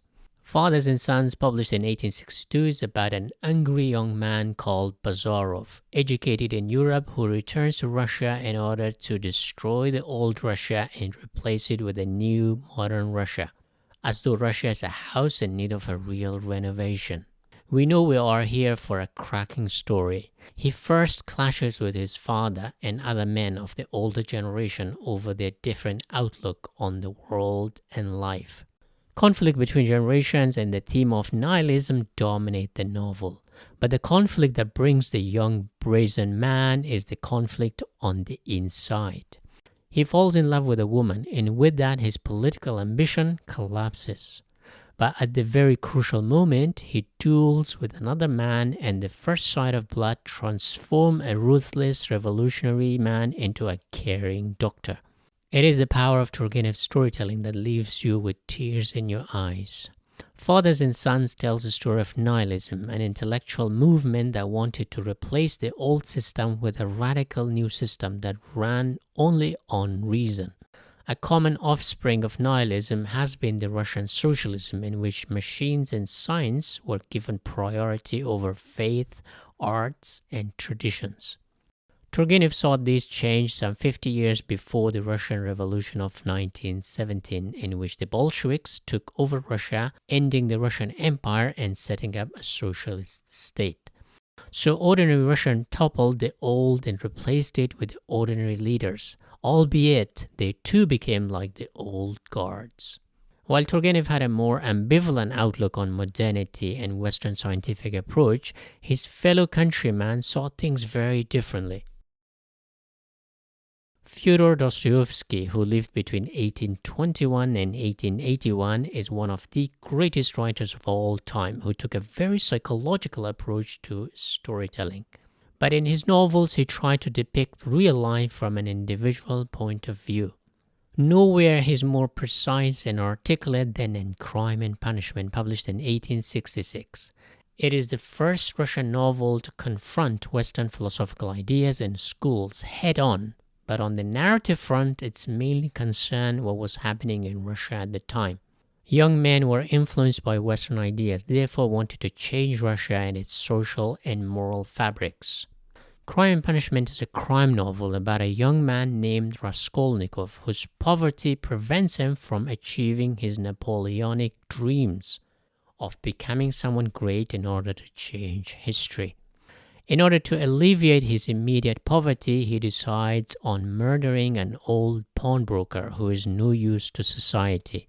He justifies his decision based on Western moral philosophies such as utilitarianism, that end justifies the means, as well as socialism, in which the rich are nothing but parasites in society, sucking the blood out of the poor. His third moral justification is that because he's an extraordinary man, he sets his own morality, so he can justify the murder simply because he wants to do extraordinary things in society in the future. Of course, the murder goes wrong, horribly wrong. Dostoevsky shows that reality always bites you in the neck. No matter how lofty your dreams or ideas are, reality keeps you in check. While Dostoevsky wrote about the reality of life in Russia, Leo Tolstoy, who lived between 1828 and 1910, wrote extensively about Napoleon and his adventures through Russia and the famous battles between the French and the Russians in his masterpiece War and Peace. It is partly history, partly fiction, which depicts reality of what happened during those wars and most importantly, why they happened. So Tolstoy's approach was not only philosophical but also historical. But his 1878 novel Anna Karenina, somewhat similar to Flaubert's novel Madame Bovary, which depicts the reality of life in Russia during peacetime. Tolstoy himself called Anna Karenina his only true novel. The novel tells the story of a married woman, Anna, who is not satisfied with her husband's boring lifestyle, who is incidentally a bureaucrat, another job created thanks to modernity. She falls in love with an army officer at a train station. Tolstoy mirrors how the trains change people's lives. Now you could travel at a speed you couldn't dream before, all thanks to modern science. But this speed also brought a change in people's psyche, that you could get happiness also faster. If you're not happy at this station, you could just hop on the train to the next station in search of happiness. Anna does exactly that. She leaves her stable, reliable husband for a fun, exciting officer. But unfortunately, the grass is never greener at the other train station. The consequences are disastrous for both. The novel ends in tragedy again at a train station. Tolstoy shows how 19th century Russian aristocrats were torn between tradition and modernity, how machines like the trains were changing Russians. Tolstoy's realism is mainly concerned with those at the top. The 19th century was a huge era of upheavals that produced some of the greatest works of literature. The French trio of Stendhal, Balzac, and Flaubert pioneered a journalistic style of literary realism in which they tried to paint a picture of reality within French society, focusing their attention on the ordinary people. The Russian trio of Turgenev, Dostoevsky, and Tolstoy focused on the individual characters and their choices they make in life. Turgenev took an artistic, objective approach, while Tolstoy took a communitarian and sociological approach, meaning society determines an individual's choices. And Dostoevsky took an individualistic and psychological approach, in which the individual has the responsibility for their choices. But all realist writers were concerned about the harsh reality of life, of real characters. How an individual's choices in life can have real-world consequences, no matter if you're rich or poor, young or old, weak or strong. Reality always wins. Realism mimicked the scientific, objective approach to storytelling, depicting real lives of ordinary people. In the next segment, we discuss naturalism, in which storytelling meets evolutionary biology. Realism didn't dig deeper into our animalistic past, but barely scratched the surface, so naturalists saw bigger biological trends among humans.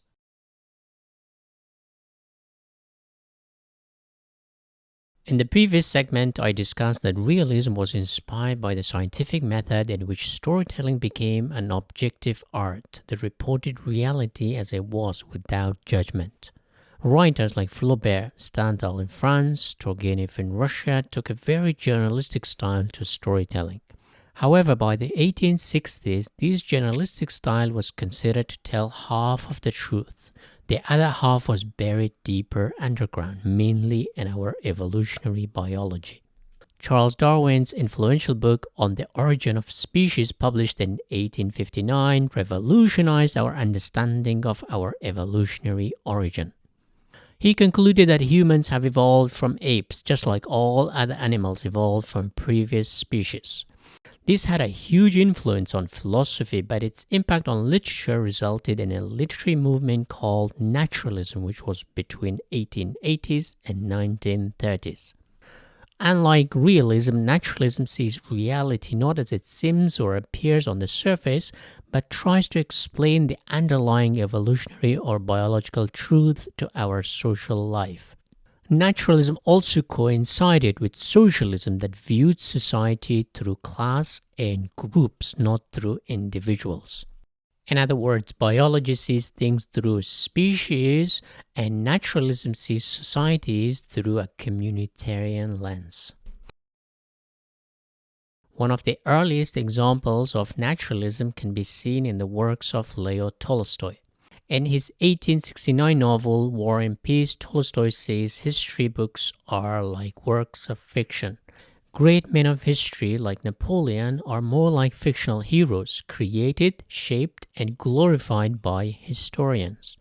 In reality, we might think that it's the great men who shape history, but Tolstoy says the opposite is true. It's history that shapes great men.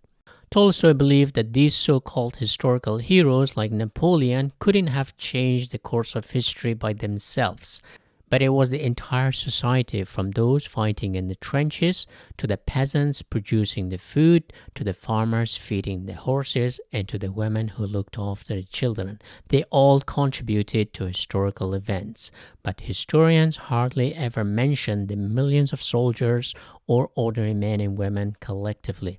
As a result, Tolstoy believed individual free will doesn't exist because prior historical events have shaped most of what we can or would do.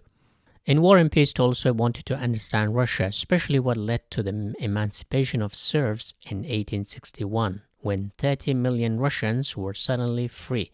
He knew this event had its roots in the 1820s, especially the December's revolt of 1825, when the aristocrats revolted against the Tsar but failed. Tolstoy then thought to understand the 1820s, he had to look at what happened before, so he noticed the 1812 Russian victory over Napoleon. But what led to that? To understand that, he had to go back again to when Napoleon decisively defeated the Russians and Austrians at the Battle of Austerlitz in 1805. So War and Peace began in 1805 and ended in 1820. So for Tolstoy, most of history is determined by those who came before. This is called the force of history, just as Darwin saw a species evolve from other species that came before. So naturalism sees a deeper truth that is often hidden beneath the surface. War and Peace is a monumental work of literature with hundreds of characters, but to boil it down, the novel tells the story of several Russian aristocrats who were caught up during the Napoleonic Wars of 1805 and 1812. At the heart of the novel is a young aristocrat called Pierre, a France-educated Russian man. He embraces many of the French cultural values, but he's also Russian, so the French-Russian wars should be a perfect test for his loyalty, but it turns out he has no say in it. He almost drifts from scene to scene and gets dragged into the middle of the conflict and even attempts to assassinate Napoleon, a man he had deep respect for. In a way, it makes no sense. We ought to see things in black and white, but Tolstoy sees many shades of gray. History and life in general is far more nuanced than historians tell us. At one point, Pierre gets captured by the French army, so he has to endure captivity where he finds solace in the company of a Russian peasant. At the end, he survives it all, but his friends are not so lucky. So Tolstoy wanted to show that in life, individuals have little or no free will. We think we are free, but in reality we drift in the ocean of history. It's all determined by history and those who came before us. So the so-called theory of great men shaping history, according to Tolstoy, is nothing but fiction, created by modern historians. Great men like Napoleon are as much shaped by history and dragged to the front to lead an army than the soldiers he orders. In the footsteps of Tolstoy, other writers who also lean more towards a sociological approach to storytelling also lean more towards socialism. Émile Zola, born in 1840 and died in 1905, is considered the most important literary figure in the naturalist tradition. He combined realism with the psychological and emotional expression of the characters. Zola was a very successful writer in his lifetime and made a huge sum of money with his writing, also a huge celebrity. His most famous novel, Germinal, published in 1885, refers to germination of seeds, thus considered a scientific biological effort by Zola to understand society. Just as plants germinate, social movement also germinates, and in this case, in the mining community in France. So it's a working class novel. Germinal is about a naive but idealistic young mine worker who tries to better his life, a common theme in all the 19th century literature. While working at a mine, the young man shows keen interest in socialism, but as things heat up, he is pushed to the front to become the leader among miners who decide to go on a strike. But it results in suppression by the police and army. Later, the young man is trapped inside a mine and finally released and fired from his job. The theme of the novel is the struggle of humans, the nature of violence, and raw emotions. Even to this day, the novel has a special place among the French working class. Just like in Tolstoy's War and Peace, Zola depicts society like a living organism that organizes itself through forces which can go beyond the individual members. As I said before, naturalism as a literary movement has close ties with socialism that also had a more deterministic view of history. Marx saw socialism as an inevitable child of capitalism. So who knows, in a few hundred years from now, the human species may become like a colony of ants where everyone is equal. Babies are born in factories rather than individually. Once we get rid of old school sex between males and females, we can eliminate differences and create babies who are identical in looks and size. That's the only way we can create communism, a truly equal society. But if left to nature, it's hard to achieve equality because nature inherently favors competition through which the cream rises to the top. The most proficient animals survive and the least skillful animals perish. Now we move from the mines of France to Scandinavia. The Red Room, published in 1879, is August Strindberg's most famous novel. It tells the story of Arvid Falk, who is perhaps the young August Strindberg himself, disguised as a civil servant who hates his job, the terrible bureaucracy, and the slog of working in an office. He asks himself the question, what does this life mean? He doesn't have an answer. He quits his job and returns to his older brother, whom he thinks has cheated him out of inheritance. But he's too timid to confront him. Instead, he takes refuge among a group of poor artists who meet regularly in a red room of a restaurant to talk about politics, art, and writing. As the story progresses, Arvid tries to be a writer. We meet other Swedes, politicians, publishers, philanthropists, and the art and the theater elites of Stockholm who show common traits such as corruption, deception, and hypocrisy. Like a Darwinian social world, behind the scene it's the dog-eat-dog world. Poverty on the one hand, and the corrupt elite who turn a blind eye to inequality and injustice on the other. The group of artists struggle with poverty. Some commit suicide, but most of them appear to accept society as it is without managing to make any dent in the system. By the end, they all end up being what they might characterize in a modern sense as reformed of their early revolutionary ideas. Arvid gets married and finds a job at a school. In a sense, he is rehabilitated into the society he deeply hated. The bottom line is that no matter how you fantasize about a brighter future, social change and revolutions, there are bigger forces in society that determines most of what happens anyway, which makes the individual almost hopelessly weak. So no matter how great an idea you might have, the forces at play are far greater than you might imagine. I say biology is the biggest force out there. So one of the biggest problems with socialism was their lack of understanding of human nature. We are more selfish than altruistic. We are lazier than revolutionary. We like order more than chaos. And when we get power, we want to keep it to ourselves and our family and friends. We do anything to keep the power we have. So if you replace the old elite, you don't change the system. You just change the elite members. This is Nature 101. Speaking of nature, we move to America now to talk about another writer with socialist tendencies. Jack London, who was born in 1876 and died in 1906, was a successful writer and a celebrity of the day. You see a trend here? Emile Zola, Tolstoy, August Strindberg, and now Jack London were all huge celebrities while alive. When you write about the poor, you appeal to a large audience. Why? Because most people are poorer than rich. If nature is like a pyramid, human society is no different. So these writers appeal to the masses who happen to be at the bottom of the pyramid.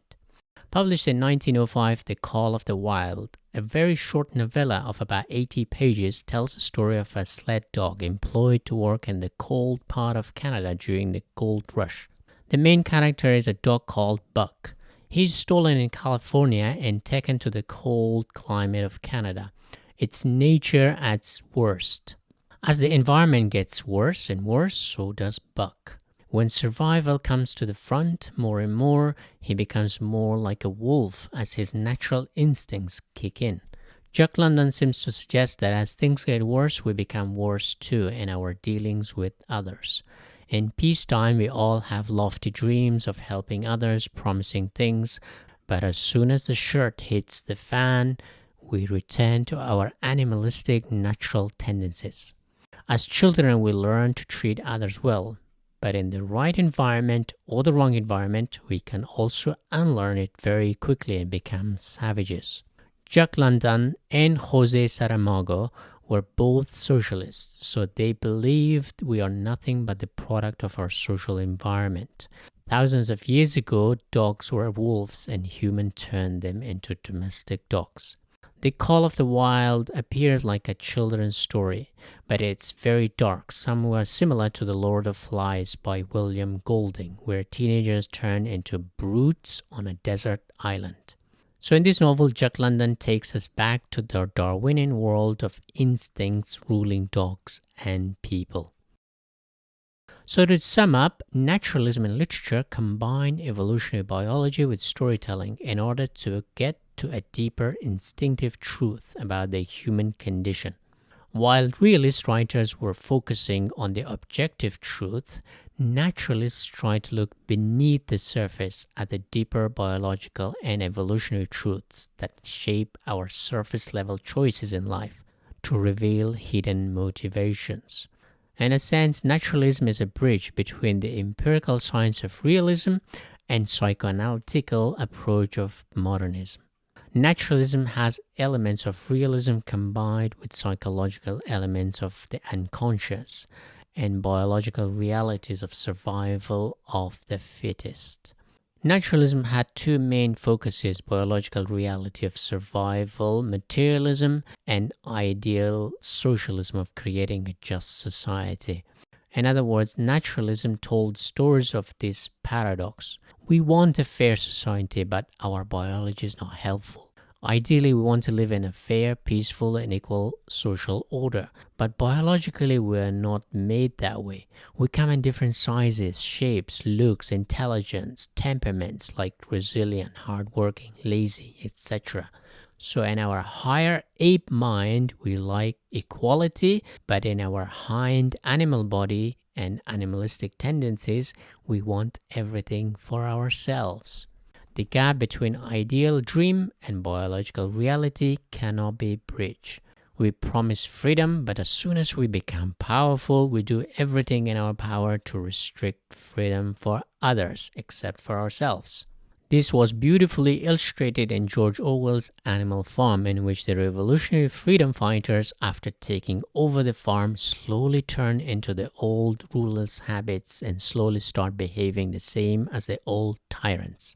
So the pessimism of naturalism led some writers to turn to psychology to understand what is happening inside the animal psyche of ours. Why are we so nice in good times, and as soon as we face challenges or as soon as we get some power, we become the people we once hated?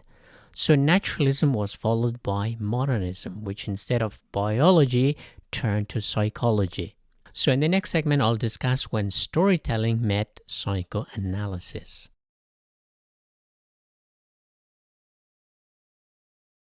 In the previous segment, we saw how Darwin's theory of evolution had a massive impact on literature and storytelling.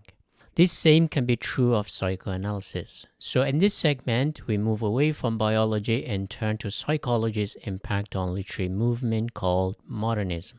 Instead of social change, we zoom in on what's going on inside the mind of the individual. So storytelling meets psychology. Sigmund Freud's psychoanalytical talking cure had a profound influence on literature. It liberated you from your inner burdens, suppressed urges, and repressed emotions. It was a release that provided you with catharsis.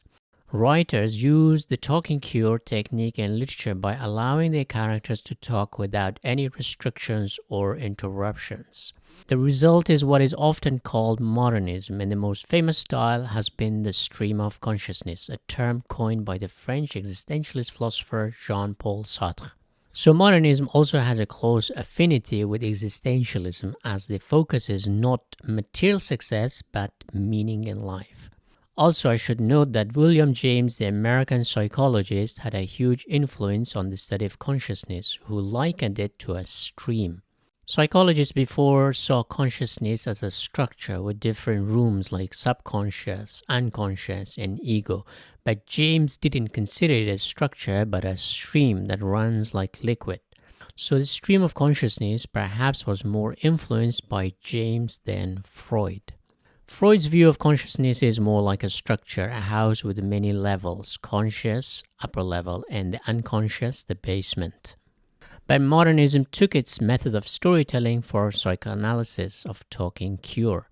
By allowing the characters to talk without following any grammatical rules or punctuations, they can tap into a deeper consciousness, the subconscious or the unconscious, to bring out things otherwise hidden. The arrival of psychology as a separate discipline in philosophy had a profound influence on literature. The German psychoanalytical approach of Freud and later Jung made literature a more psychological endeavor than a philosophical one. So between 1910 and 1930, modernist fiction became prominent. While the naturalists had a sociological approach which put the collective as a focal point, the modernists returned to the individual. While realists and naturalists focused on what was happening on the outside, the modernists shifted their focus on the inside, the inner thoughts and monologues of their characters. What was going on inside the head, i.e. the internal experience and emotions, the subjective experience, was as important as the outside world.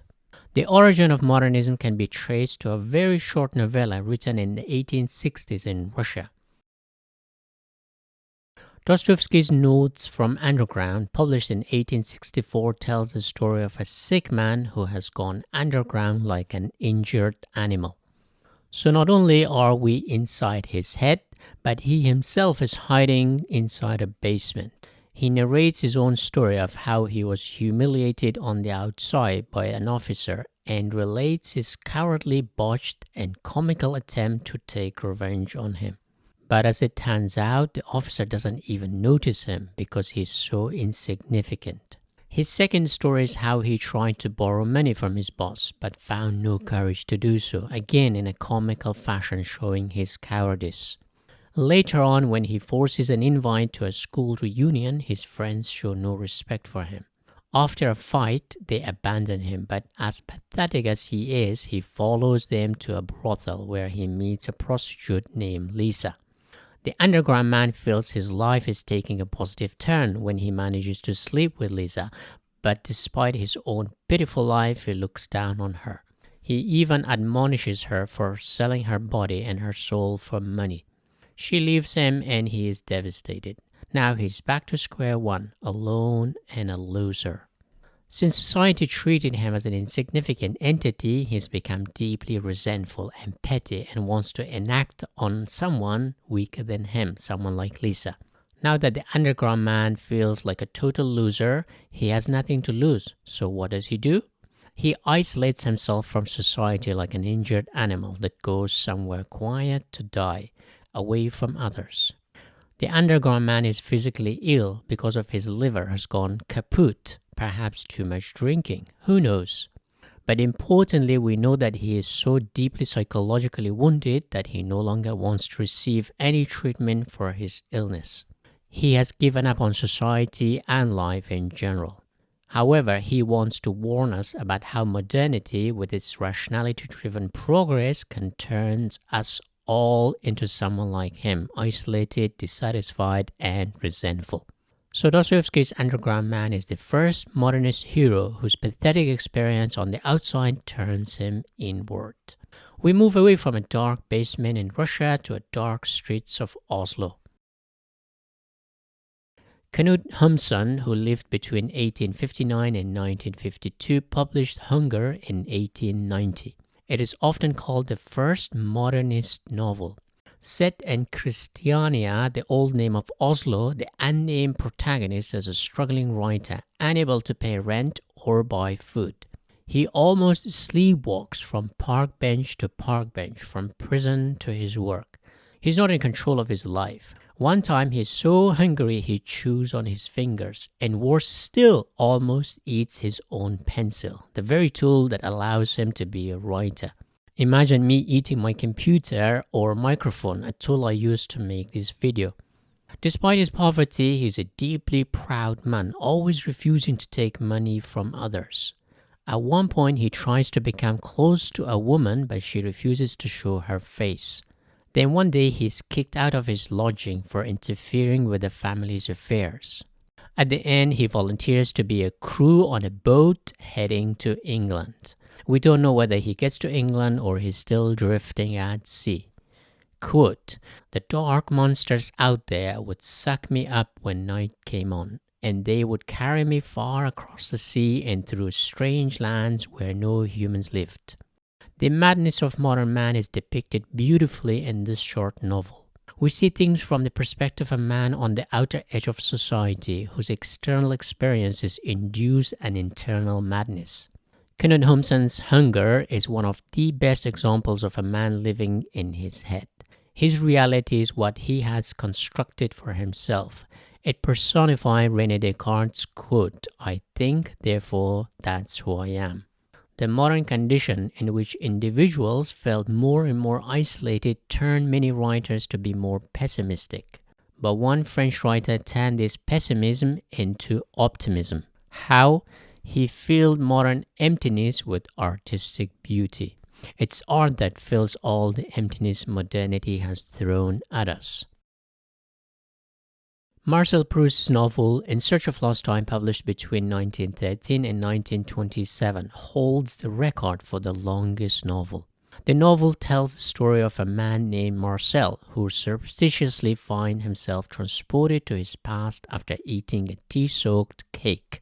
The taste of the cake combined with the aroma of the tea triggers in him something he thought he had lost, his past memories. Not just that, but his past selves come back to him. The memories of his childhood flushes right in front of him. But it's in the taste of the cake.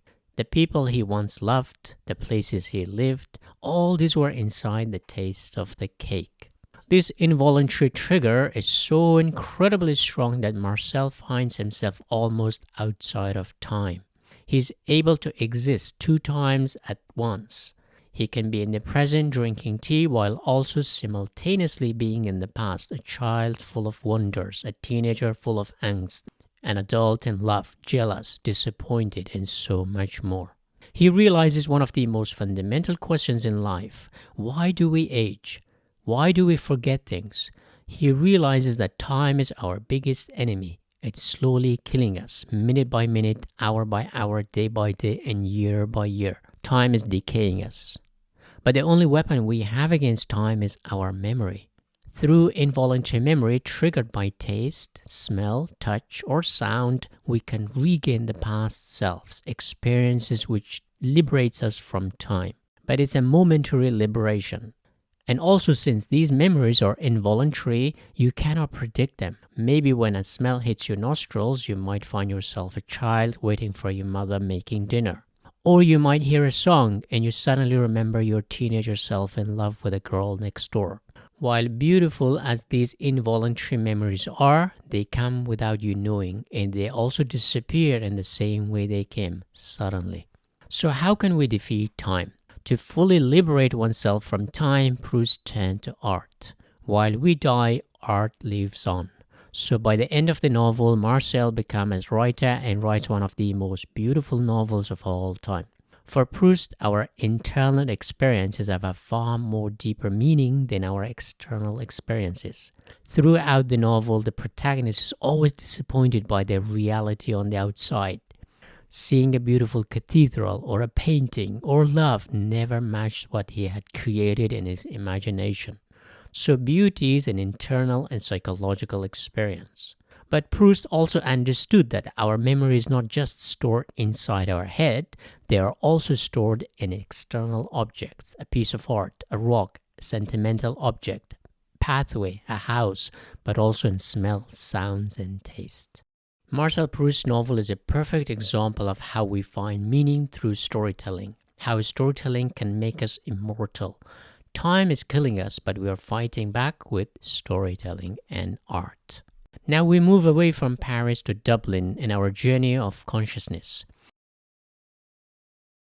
James Joyce spent 7 years writing Ulysses and published it in 1922.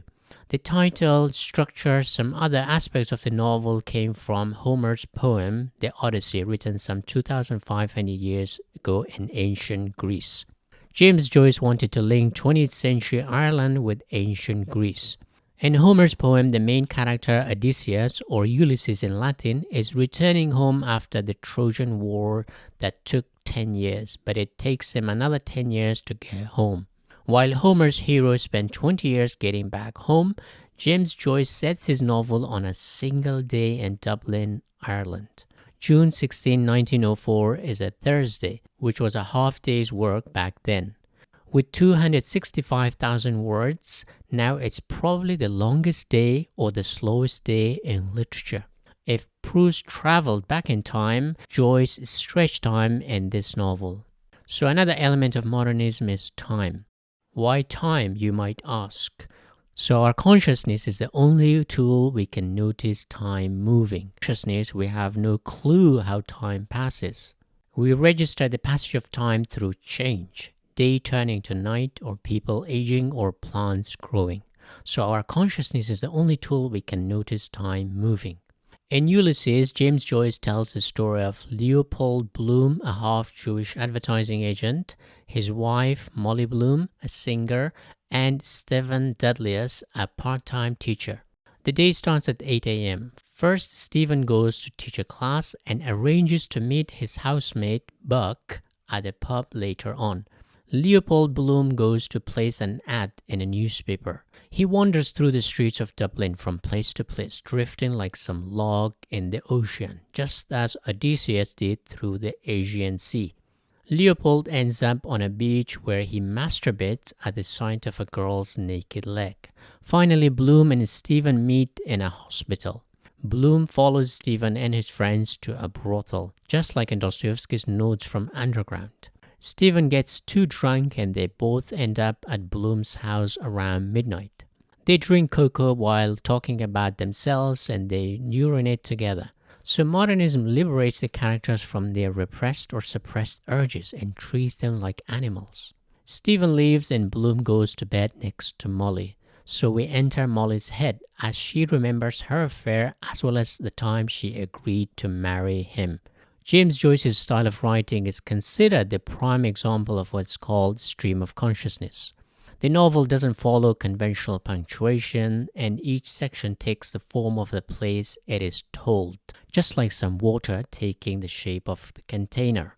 For instance, the time Bloom visits a newspaper office, the narrative takes a journalistic style. For Joyce, the internal monologues told without hesitation is how the human mind works. At any moment, a million things go through our consciousness. But since we are social beings, we hide, suppress, and censor ourselves. This was so much true in Joyce's fellow Irish writer Samuel Beckett, who wrote his plays in French because he wanted some freedom from the repression of his culture and the English language. So Joyce thought that if you let the consciousness loose and free, the result is Ulysses, which is perhaps barely scratched on the surface. Freud's talking cure was meant to allow his patients to express their suppressed emotions, urges, and memories that are stored in their unconscious. Joyce obliges and the result is Ulysses. While Joyce's characters are free to roam in the city of Dublin, in The Magic Mountain, published in 1924, Thomas Mann's characters are locked in a particular place from where they cannot leave. Just like in Kafka's novels, his characters are physically paralyzed to some extent. Due to physical illnesses, they have to remain in a sanatorium in the Swiss Alps. This is similar to the lockdown of the previous years. But the novel is much more than that.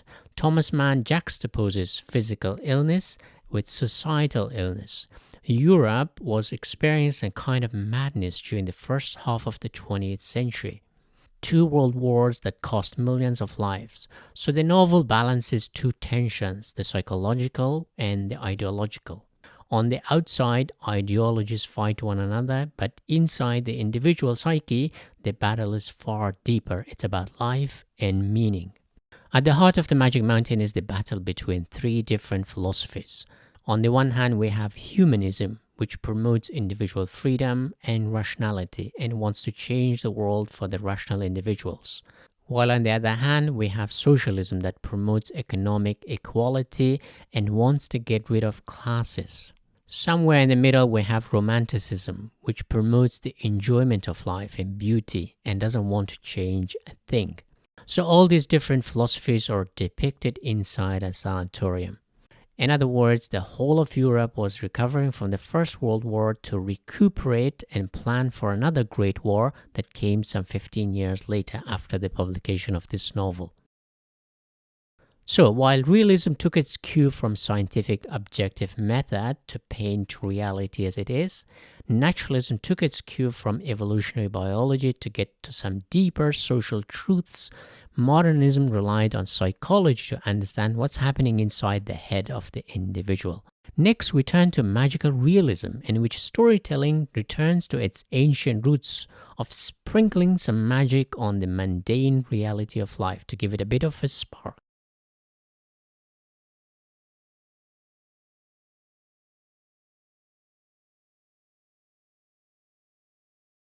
In the previous segments, I discussed how storytelling met sciences such as physics, realism, biology, naturalism, psychology, modernism, but it all seemed to lack something.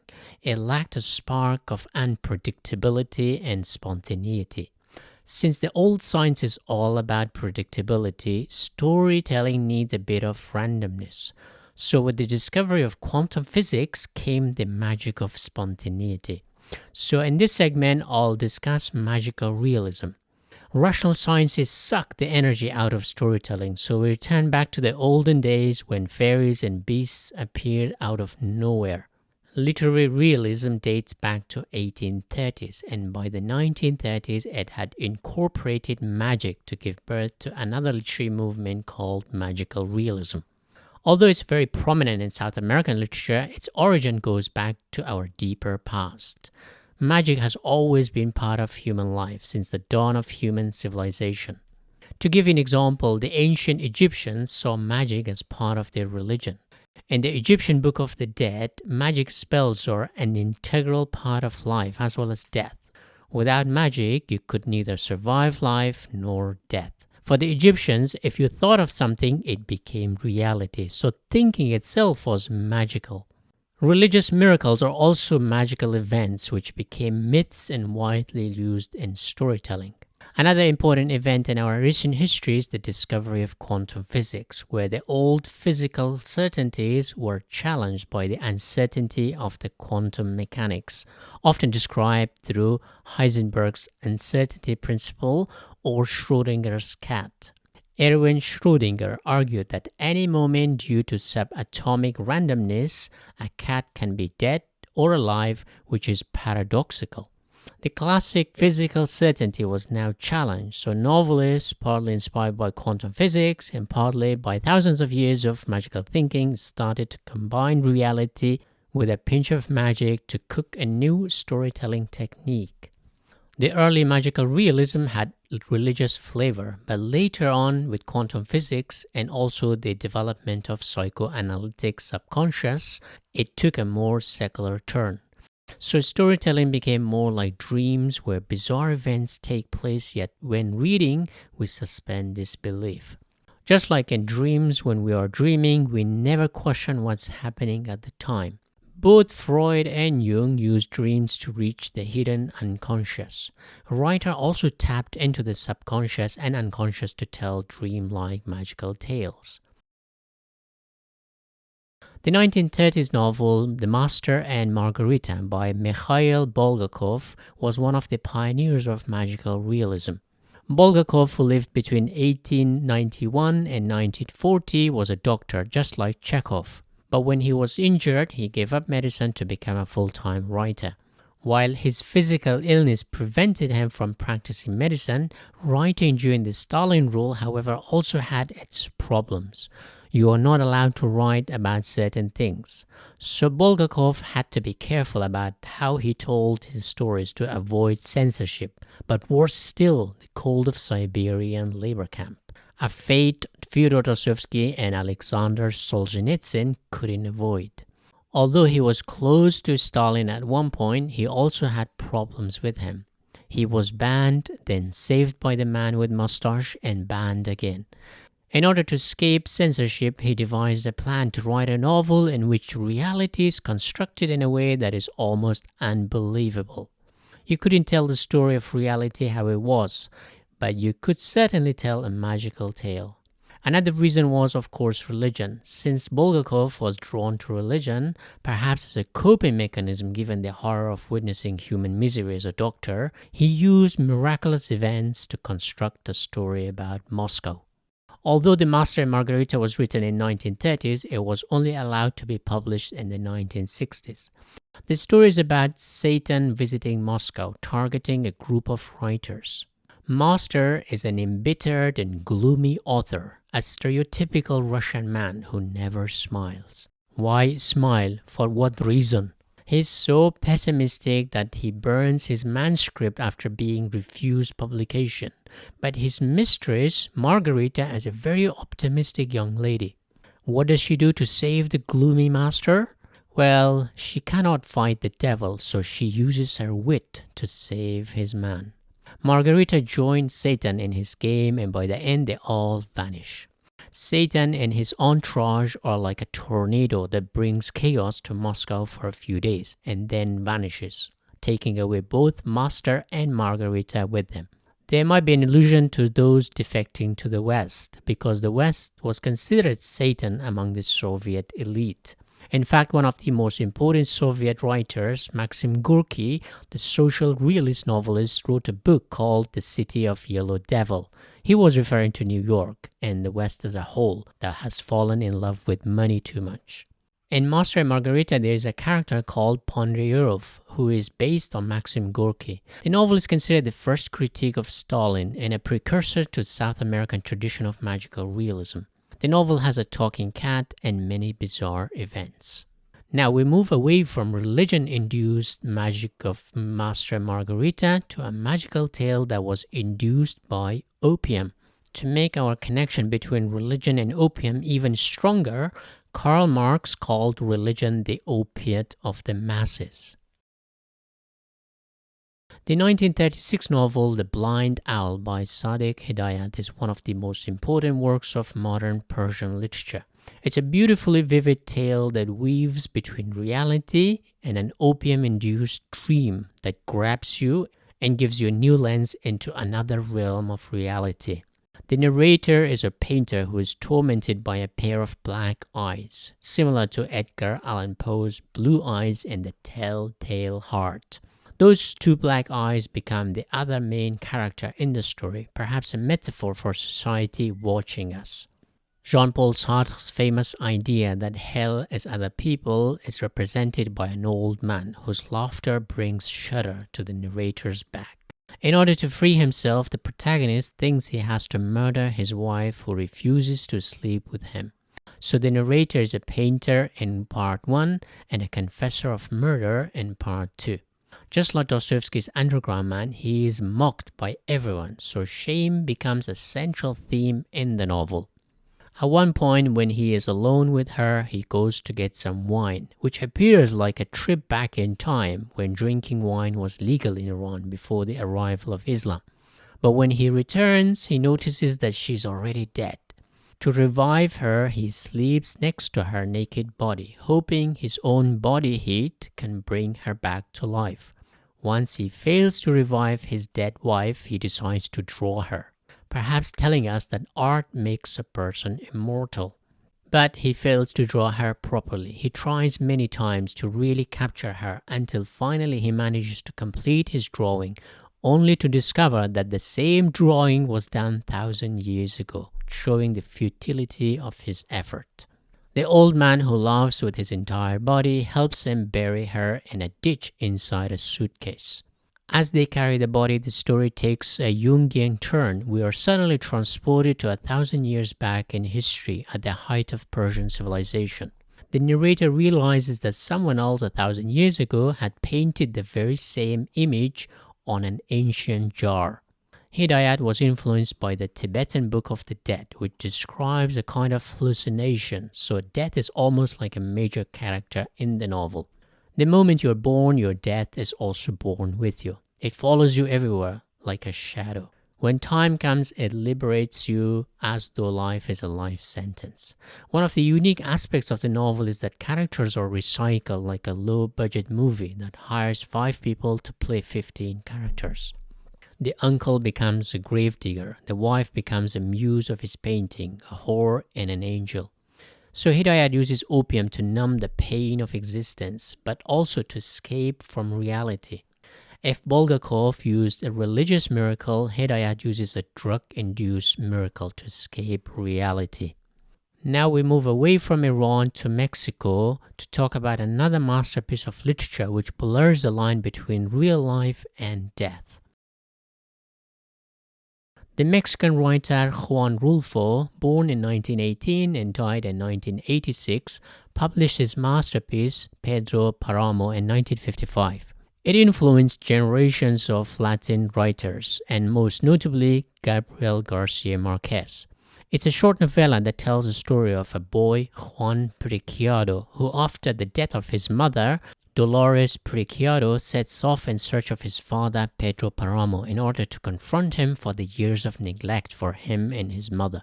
He arrives at the village of Camala with his companion, Abundello, another son of Pedro Paramo. When they arrive, they face a ghost village. But it's no problem because in this novella, the ghosts are just as alive as the living beings. So our hero meets a few dead people who continue the story.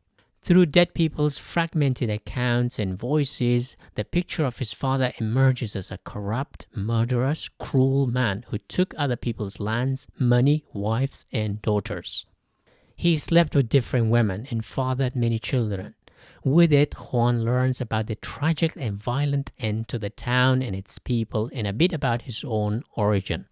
So in other words, it is the story of death merged with the origin story. So in a sense, we return to our early ancestor, inventing storytelling to fight mortality.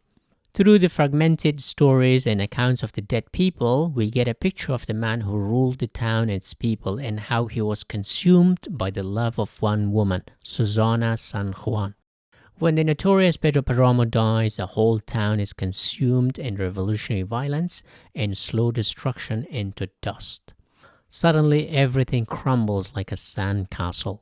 The novel has no chapters or clear markers of who is talking. It's like you're in a desert graveyard with a microphone in the shape of a tumbleweed that lends itself to different characters, and they start speaking unprompted and randomly. You hear voices and you don't know who is talking. There's a moderator, but he falls asleep from time to time. Characters appear and then fade away.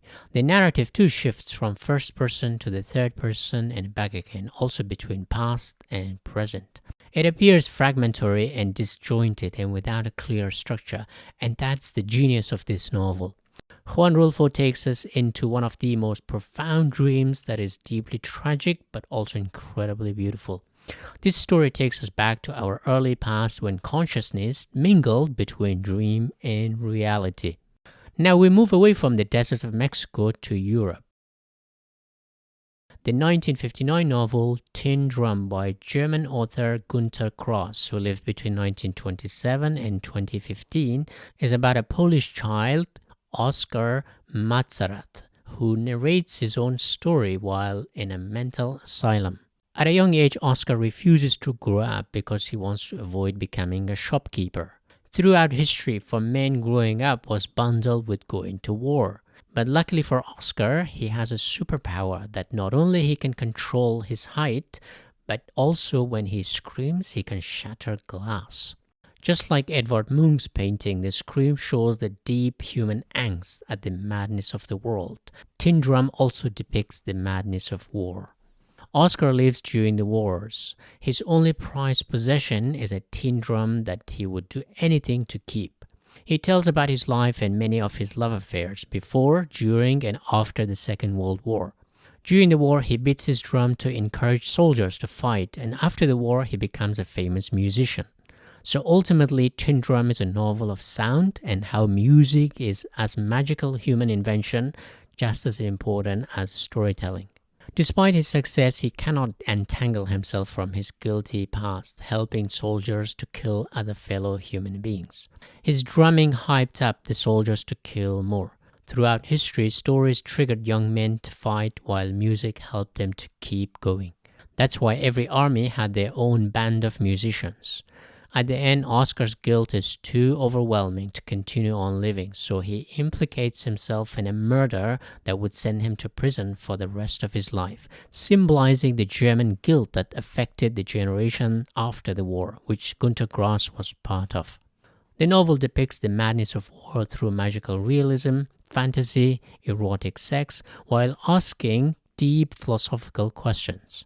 Oscar is also an unreliable narrator who feels suspended between being good and evil, a Jesus-like figure and a Satan figure all in one. So when it comes to the morality of just and unjust war, it's not as black and white as we think. This moral dilemma can be extremely painful, so we take refuge in stories tinged with magic. Now we return to South America. Gabriel Garcia Marquez's masterpiece, 100 Years of Solitude, was first published in Spanish in 1967. It tells the story of 7 generations of Buendia family in a town in the middle of Colombian jungle. South America's landscape is depicted like some mythical world undiscovered and unspoiled by humanity. By the end of the novel, however, everything is in ruins. It all starts with Jose Arcadio Buendia kills a man for insulting him. He and his wife Ursula have to flee their home. They wander for a long time until one night Jose dreams about a city of mirrors that reflect the world. They decide to found a new city called Macondo, which becomes a setting for this novel. In a way, this town represents the entire world. In biblical term, it's Earth after humans were kicked out of the Garden of Eden.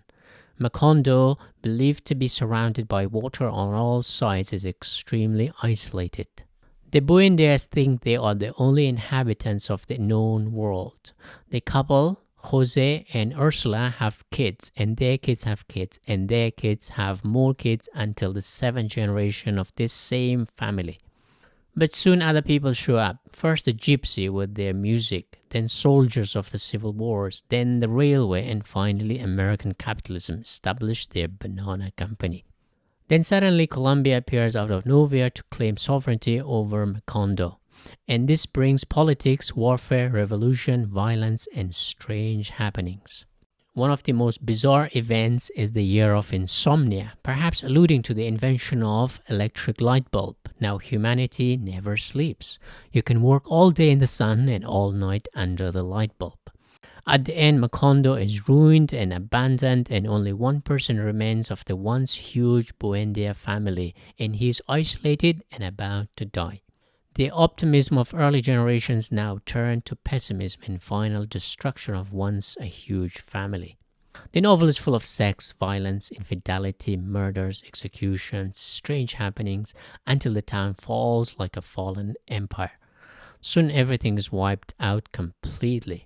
The first generation die of natural causes. The second, third, and fourth generations die due to wars, and the fifth generation killed by their kids, and the last ones are eaten by ants. Gabriel Garcia Marquez uses magical realism to create comedy, enhance storytelling, but most crucially to condense as well as expand time.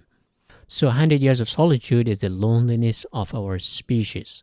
As the only species with a high level of consciousness, we are alone. To find friends, we imagine gods to hold our hands. Then we suddenly stop believing in our invented friends, as Nietzsche proclaimed that God was dead. Then we became lonely. So Gabriel Garcia Marquez told the story of our solitude. Despite living in large cities, we're always alone. The theme of loneliness is perhaps best depicted in the works of the Japanese writer Haruki Murakami. Murakami's style of writing combines magical realism with surrealism to tell gripping stories of the modern condition where we all struggle for meaning and purpose in life. His novels are widely popular, making the most successful Japanese writer of all time. His 2005 novel, Kafka on the Shore, tells the story of a young man named Kafka, who, just like the real Franz Kafka, hates his own father. Unlike the real Kafka, our hero, Kafka Tamura, escapes his home, But what ensues afterward is a sequence of many bizarre events, including cats talking to humans, fish raining from the sky, and terrible and tragic experience of other characters.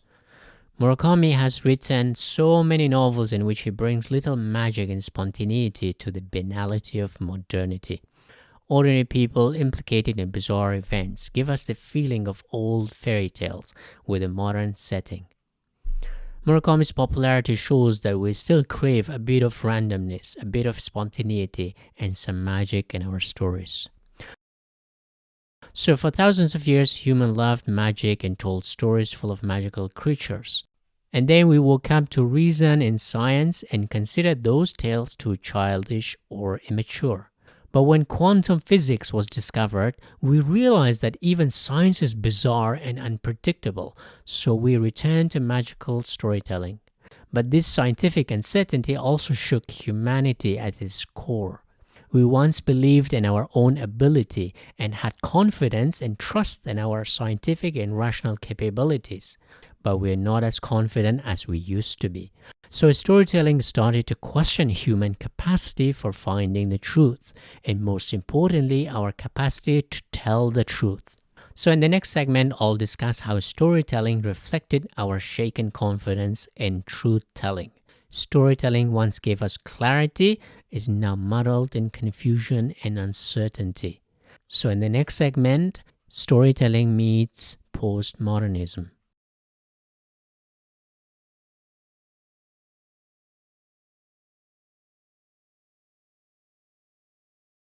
Previously, I discussed how quantum physics combined with psychoanalytical dreams gave us magical realism in which ordinary turned into bizarre and random. This was absent from storytelling for almost 300 years of rational thinking dominating our sciences and literature. But quantum physics and the mystery of the unconscious questioned our human ability to really understand reality. So truth-telling became a lot more challenging. The German philosopher Friedrich Nietzsche challenged Western philosophy by arguing that rationalist humanism was no antidote to nihilism that was spreading after the death of God. God symbolized one truth, but science killed it and replaced it with rational empirical truth. But this rational truth couldn't satisfy our innate human thirst for meaning in life. For Nietzsche, the solution was art. For Schopenhauer, it was music. For Sartre, it was defining the self. And for Camus, it was work and creativity. But Nietzsche also questioned the single universal truth posited by Western philosophy. This became the basis of a new philosophical tradition that took a strong root in France. It is generally understood as postmodernism, or sometimes called relativism, in which the European way of seeking truth was questioned and argued that there is no single truth. For example, other cultures can have as much claim to the truth as the Europeans did. After the influence of philosophical postmodernism in the second half of the 20th century, it also influenced literature and storytelling. Now truth-telling was no longer the domain of the powerful Europeans. This also coincided with yet another big historical event, the decolonization of Asia and Africa, so new post-colonial voices became prominent in literature. So now Europeans no longer held the political dominance, and postmodernism also questions its legitimacy as the source of truth-telling. New voices from other parts of the world came to the fore. It wasn't just the truth that was challenged. Nietzsche also challenged individuals as a solid entity, but rather as a malleable and fragmented entity. Since we have no prior essence, this was particularly hammered in by Sartre. This opened the possibility that you could be anything you wanted. Existentialist philosophers such as Sartre and Camus also influenced literature by focusing on the meaning of life as an existentialist quest. Absurdism is most visible in the works of the Irish playwright Samuel Beckett, especially in his famous play Waiting for Godot, in which nothing happens. Later in the 21st century, environmentalism, vegetarianism, veganism also brought other animals to the fore, so now humans' perspective is no longer the only valid perspective. we ought to consult dogs, cows, pigs, birds, and reptiles. For example, in Haruki Murakami's novels, he often introduces animals as major characters who are often on the same level as humans. In other words, we humans no longer have the monopoly in stories and moral superiority to decide what's good and what's bad.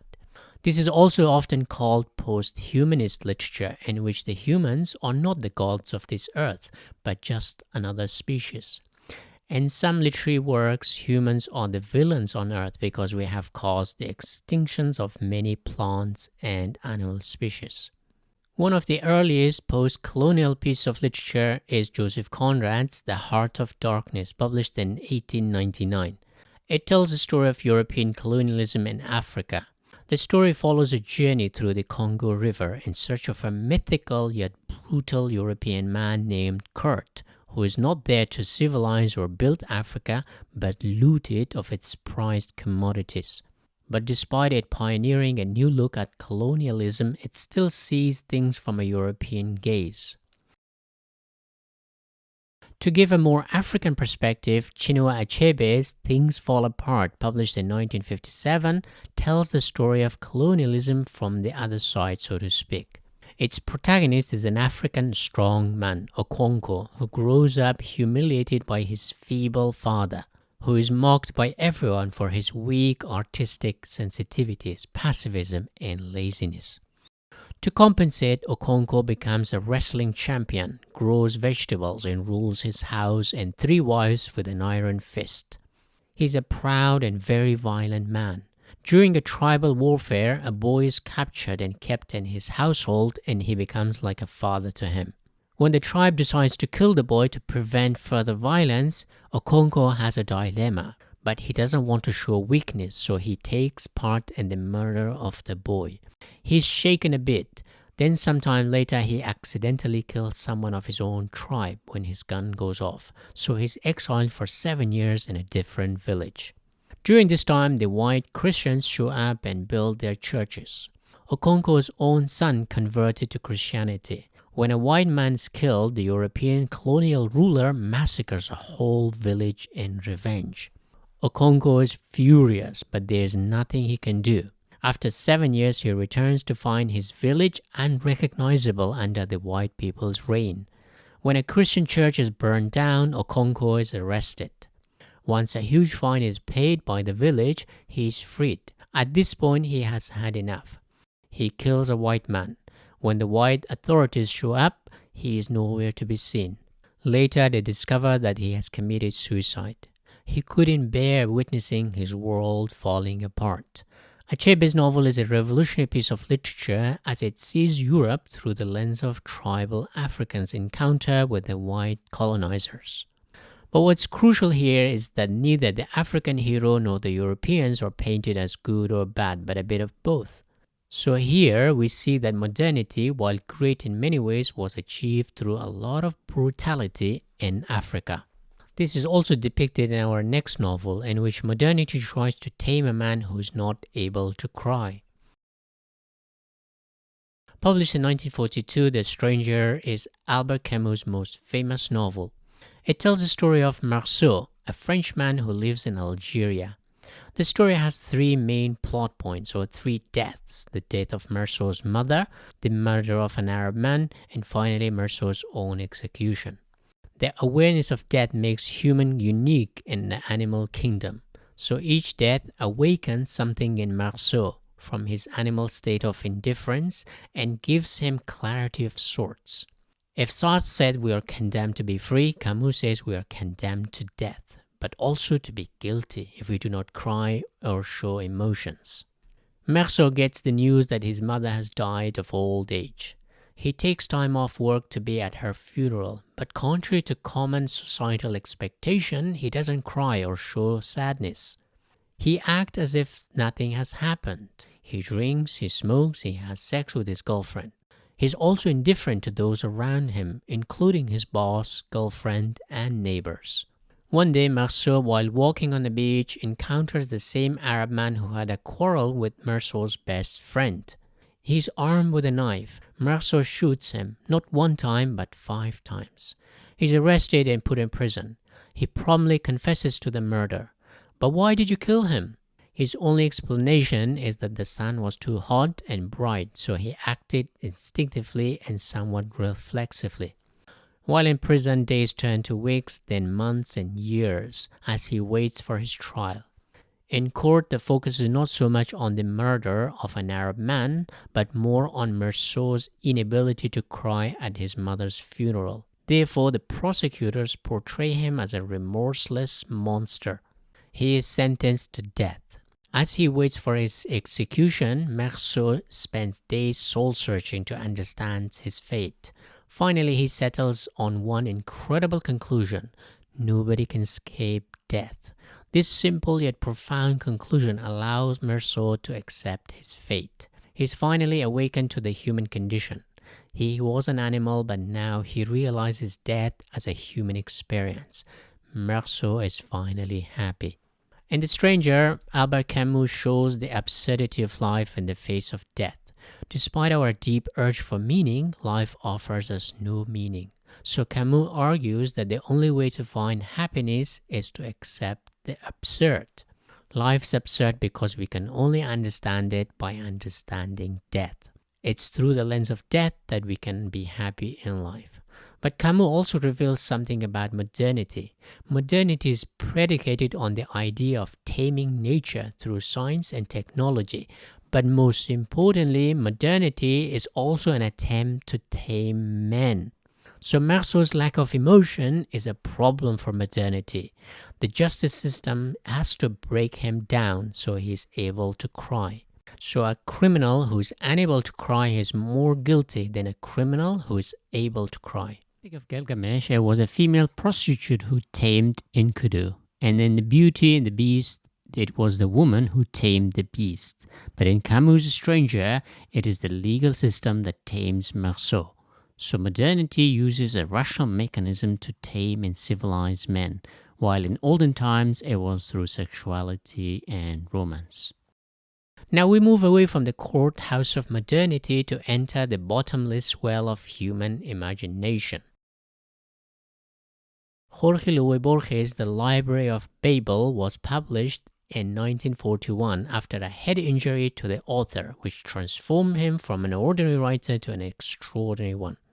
The short story tells the story of a librarian who is giving a tour of a library. The building is hexagonal that goes infinitely in any direction.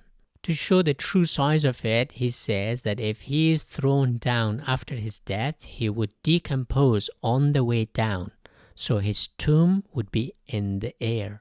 In other words, human imagination is infinite. How to anchor this bottomless well? However, to counterbalance this infinite endlessness of this library, the shelves on each wall, books, pages, lines, and words all have fixed numbers. In other words, it's our rationality that limits things. Rationality allows us to solidify our endless imaginations. Reason anchors down our imagination. So the idea that the education system, which is predicated on modern reason, kills creativity. It seems the library has existed forever. Many have tried to understand and organize the books, but it's futile because for every rational thing you find, there are millions of irrational nonsense. People believe the library is complete, containing all books ever written. But the search for the origin of the library has caused a lot of misery among librarians. Some committed suicide, some destroyed books in frustration, some worshipped some books, which has caused many conflicts. Despite the library being infinite, if you travel far enough in any direction, shelves and books are repeated, therefore suggesting that the library is cyclical and periodic. The old idea of certainty about the world is challenged by Borges' power of storytelling. Why? Because human imagination is infinite. No matter how rational we become, there is no way we can tame our human imagination. Rationality is barely a scratch in our endless conscious mind. We move from infinite imagination to infinite space. Thomas Pynchon's 1973 novel Gravity's Rainbow is often considered a postmodernist novel. It combines many media forms to tell the story of racism, colonialism, conspiracy, and astrophysical science. Set in Europe during the Second World War, it tells how the Nazis and the corporate machine were working together, how the war machine was fueled by corporate greed on both sides. At the heart of the novel is the quest to uncover the German V2 rocket program. The plot is full of bizarre sex-related activities as well as fantasies about death and immortality. There are also elements of psychological experiments, but at the heart of the novel is the second law of thermodynamics or entropy, that everything is heading towards decay. In other words, the central theme of the novel is that history is not moving towards perfection as seen through Western philosophical lens, but towards paranoia and destruction. European modernity rests on the idea that we are moving toward perfection, progress, and justice. But according to this novel, that is not the case. Our weapons have become so sophisticated that it only means an inevitable destruction. Just as Borges showed the limitlessness of human imagination, it also means our unlimited desire for destruction. Speaking of destruction, war is the main theme of our next novel. Slaughterhouse-Five by Kurt Vonnegut was published in 1969, in which he infused science fiction with satire and postmodernism. It's also an anti-war novel that uses science fiction to allow the main character, a war veteran, to travel to his past. The novel reflects on the nature of war and the meaning of life or lack of it. The narrator remembers bits and pieces of his past war memories. Those memories come to him at random in a kind of flashback. He's almost suspended between the past and the present, with neither being a comfortable place for him. This psychological uncertainty is also reflected in the novel's lack of clear structure.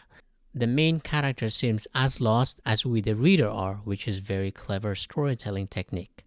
The novel tells us that our being on this earth, the conception in which millions of sperms compete for one egg, birth, coming through a narrow canal that squeezes your head, growing up, are all so unlikely events that the existence of wars which destroy all that in the blink of an eye seems not only stupid but highly absurd.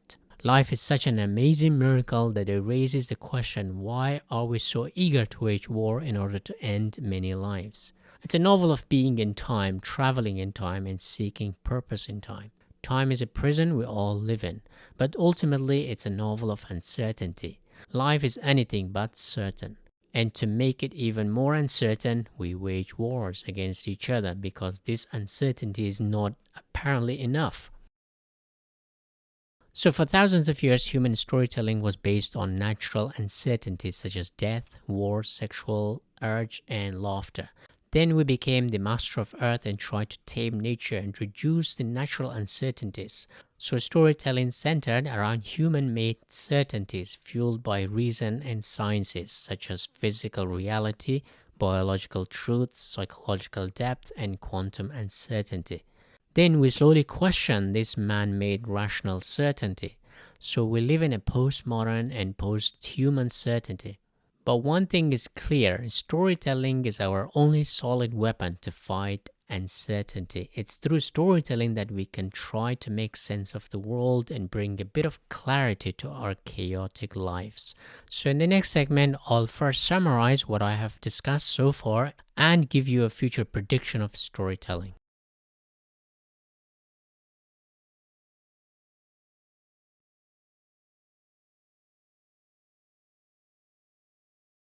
Back in the days, our early human ancestors discovered fire so they could cook their food.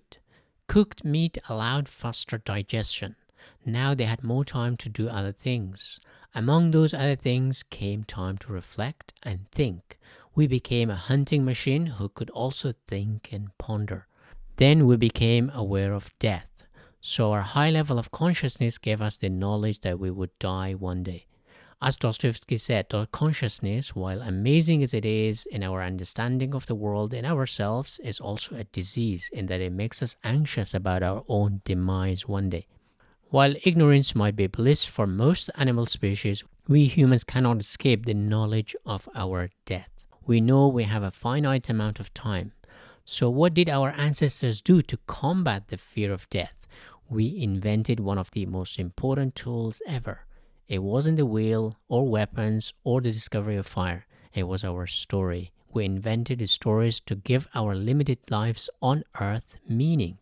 Our earliest human stories that have survived today are about immortality. Religious stories about the afterlife means we give ourselves an extra life after this one. This basically means that death is nothing, it's just a passage to the afterlife. Then these tales became origin stories, i.e., where we have come from, and heaven and hell, where we're heading.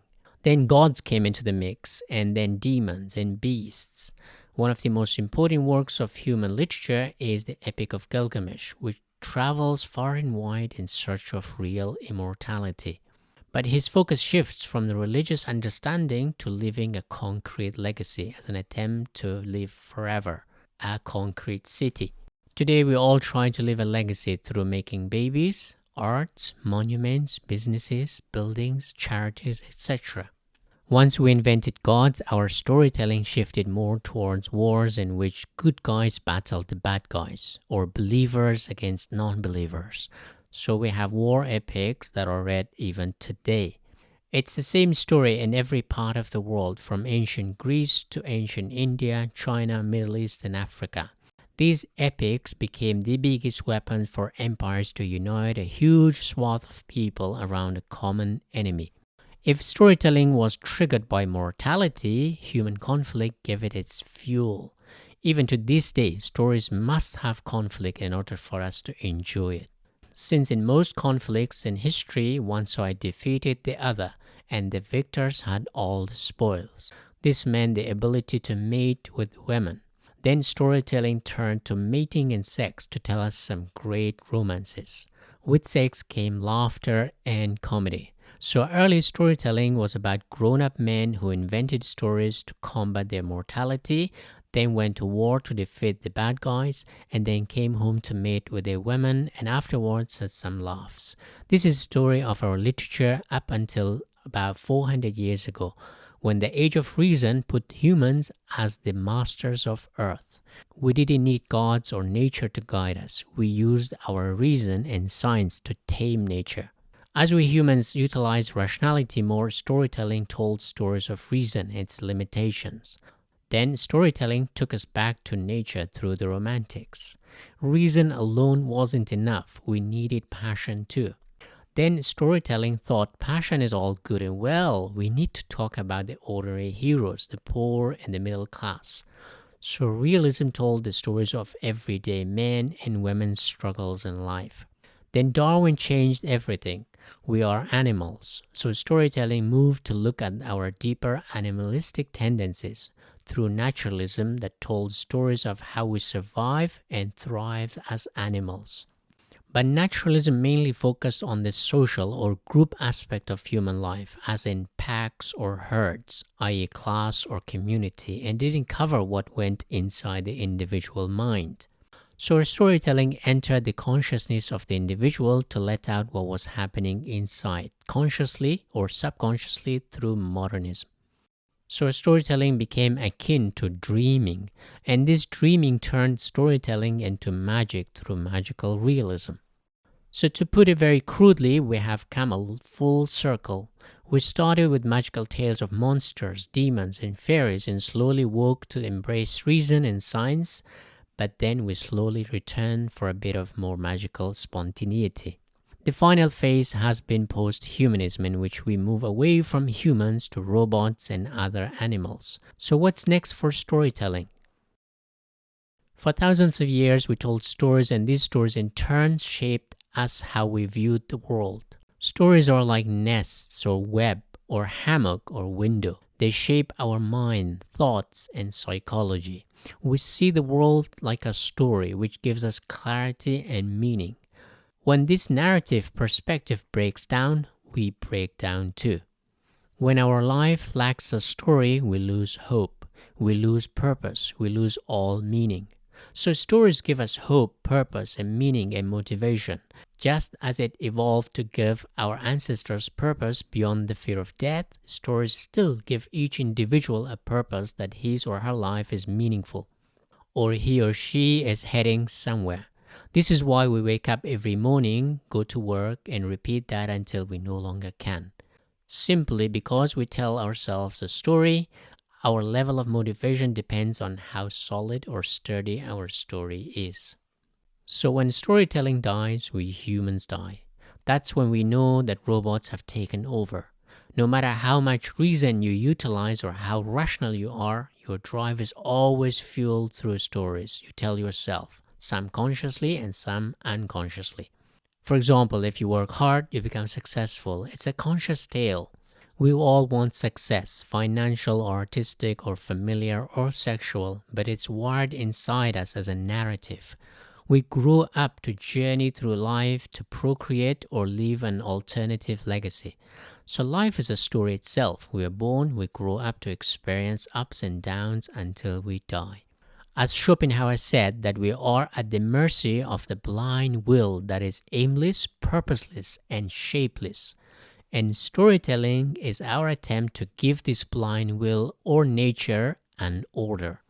So storytelling is our first attempt to tame nature's chaos. While storytelling is our tool to bring order to nature, it's on a psychological level. It's in our head. Rationality, on the other hand, is our second attempt to tame nature more on practical level. It appears that storytelling is the old tool that also works on a psychological level, but rationality is less psychological and more rooted in the outside physical world. Today, the media also uses storytelling to shape the narrative of who we should hate and who we should like. Depending on the media outlet, the villains and heroes can be the same people. The media has the same trick, which the old empires or tribes used to paint the enemy as villains. So stories are incredibly powerful today when it comes to uniting or dividing people. So what's the future? We humans go through change and transformation just like other species on Earth, but the only difference is that we are now aware of evolution, how it works. So as we change, we evolve, we find new stories to tell. Science fiction didn't make sense in a time where there was no science, or very limited science. But stories are also the stories of our deeper desires. On a very deep fundamental level, our greatest stories are our deeper, greater cravings for things we really want. Heroic myths were our desire to rise up above everyone else.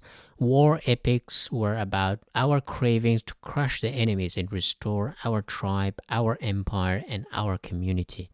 Great romantic tales are our desire to find a partner we genuinely desire.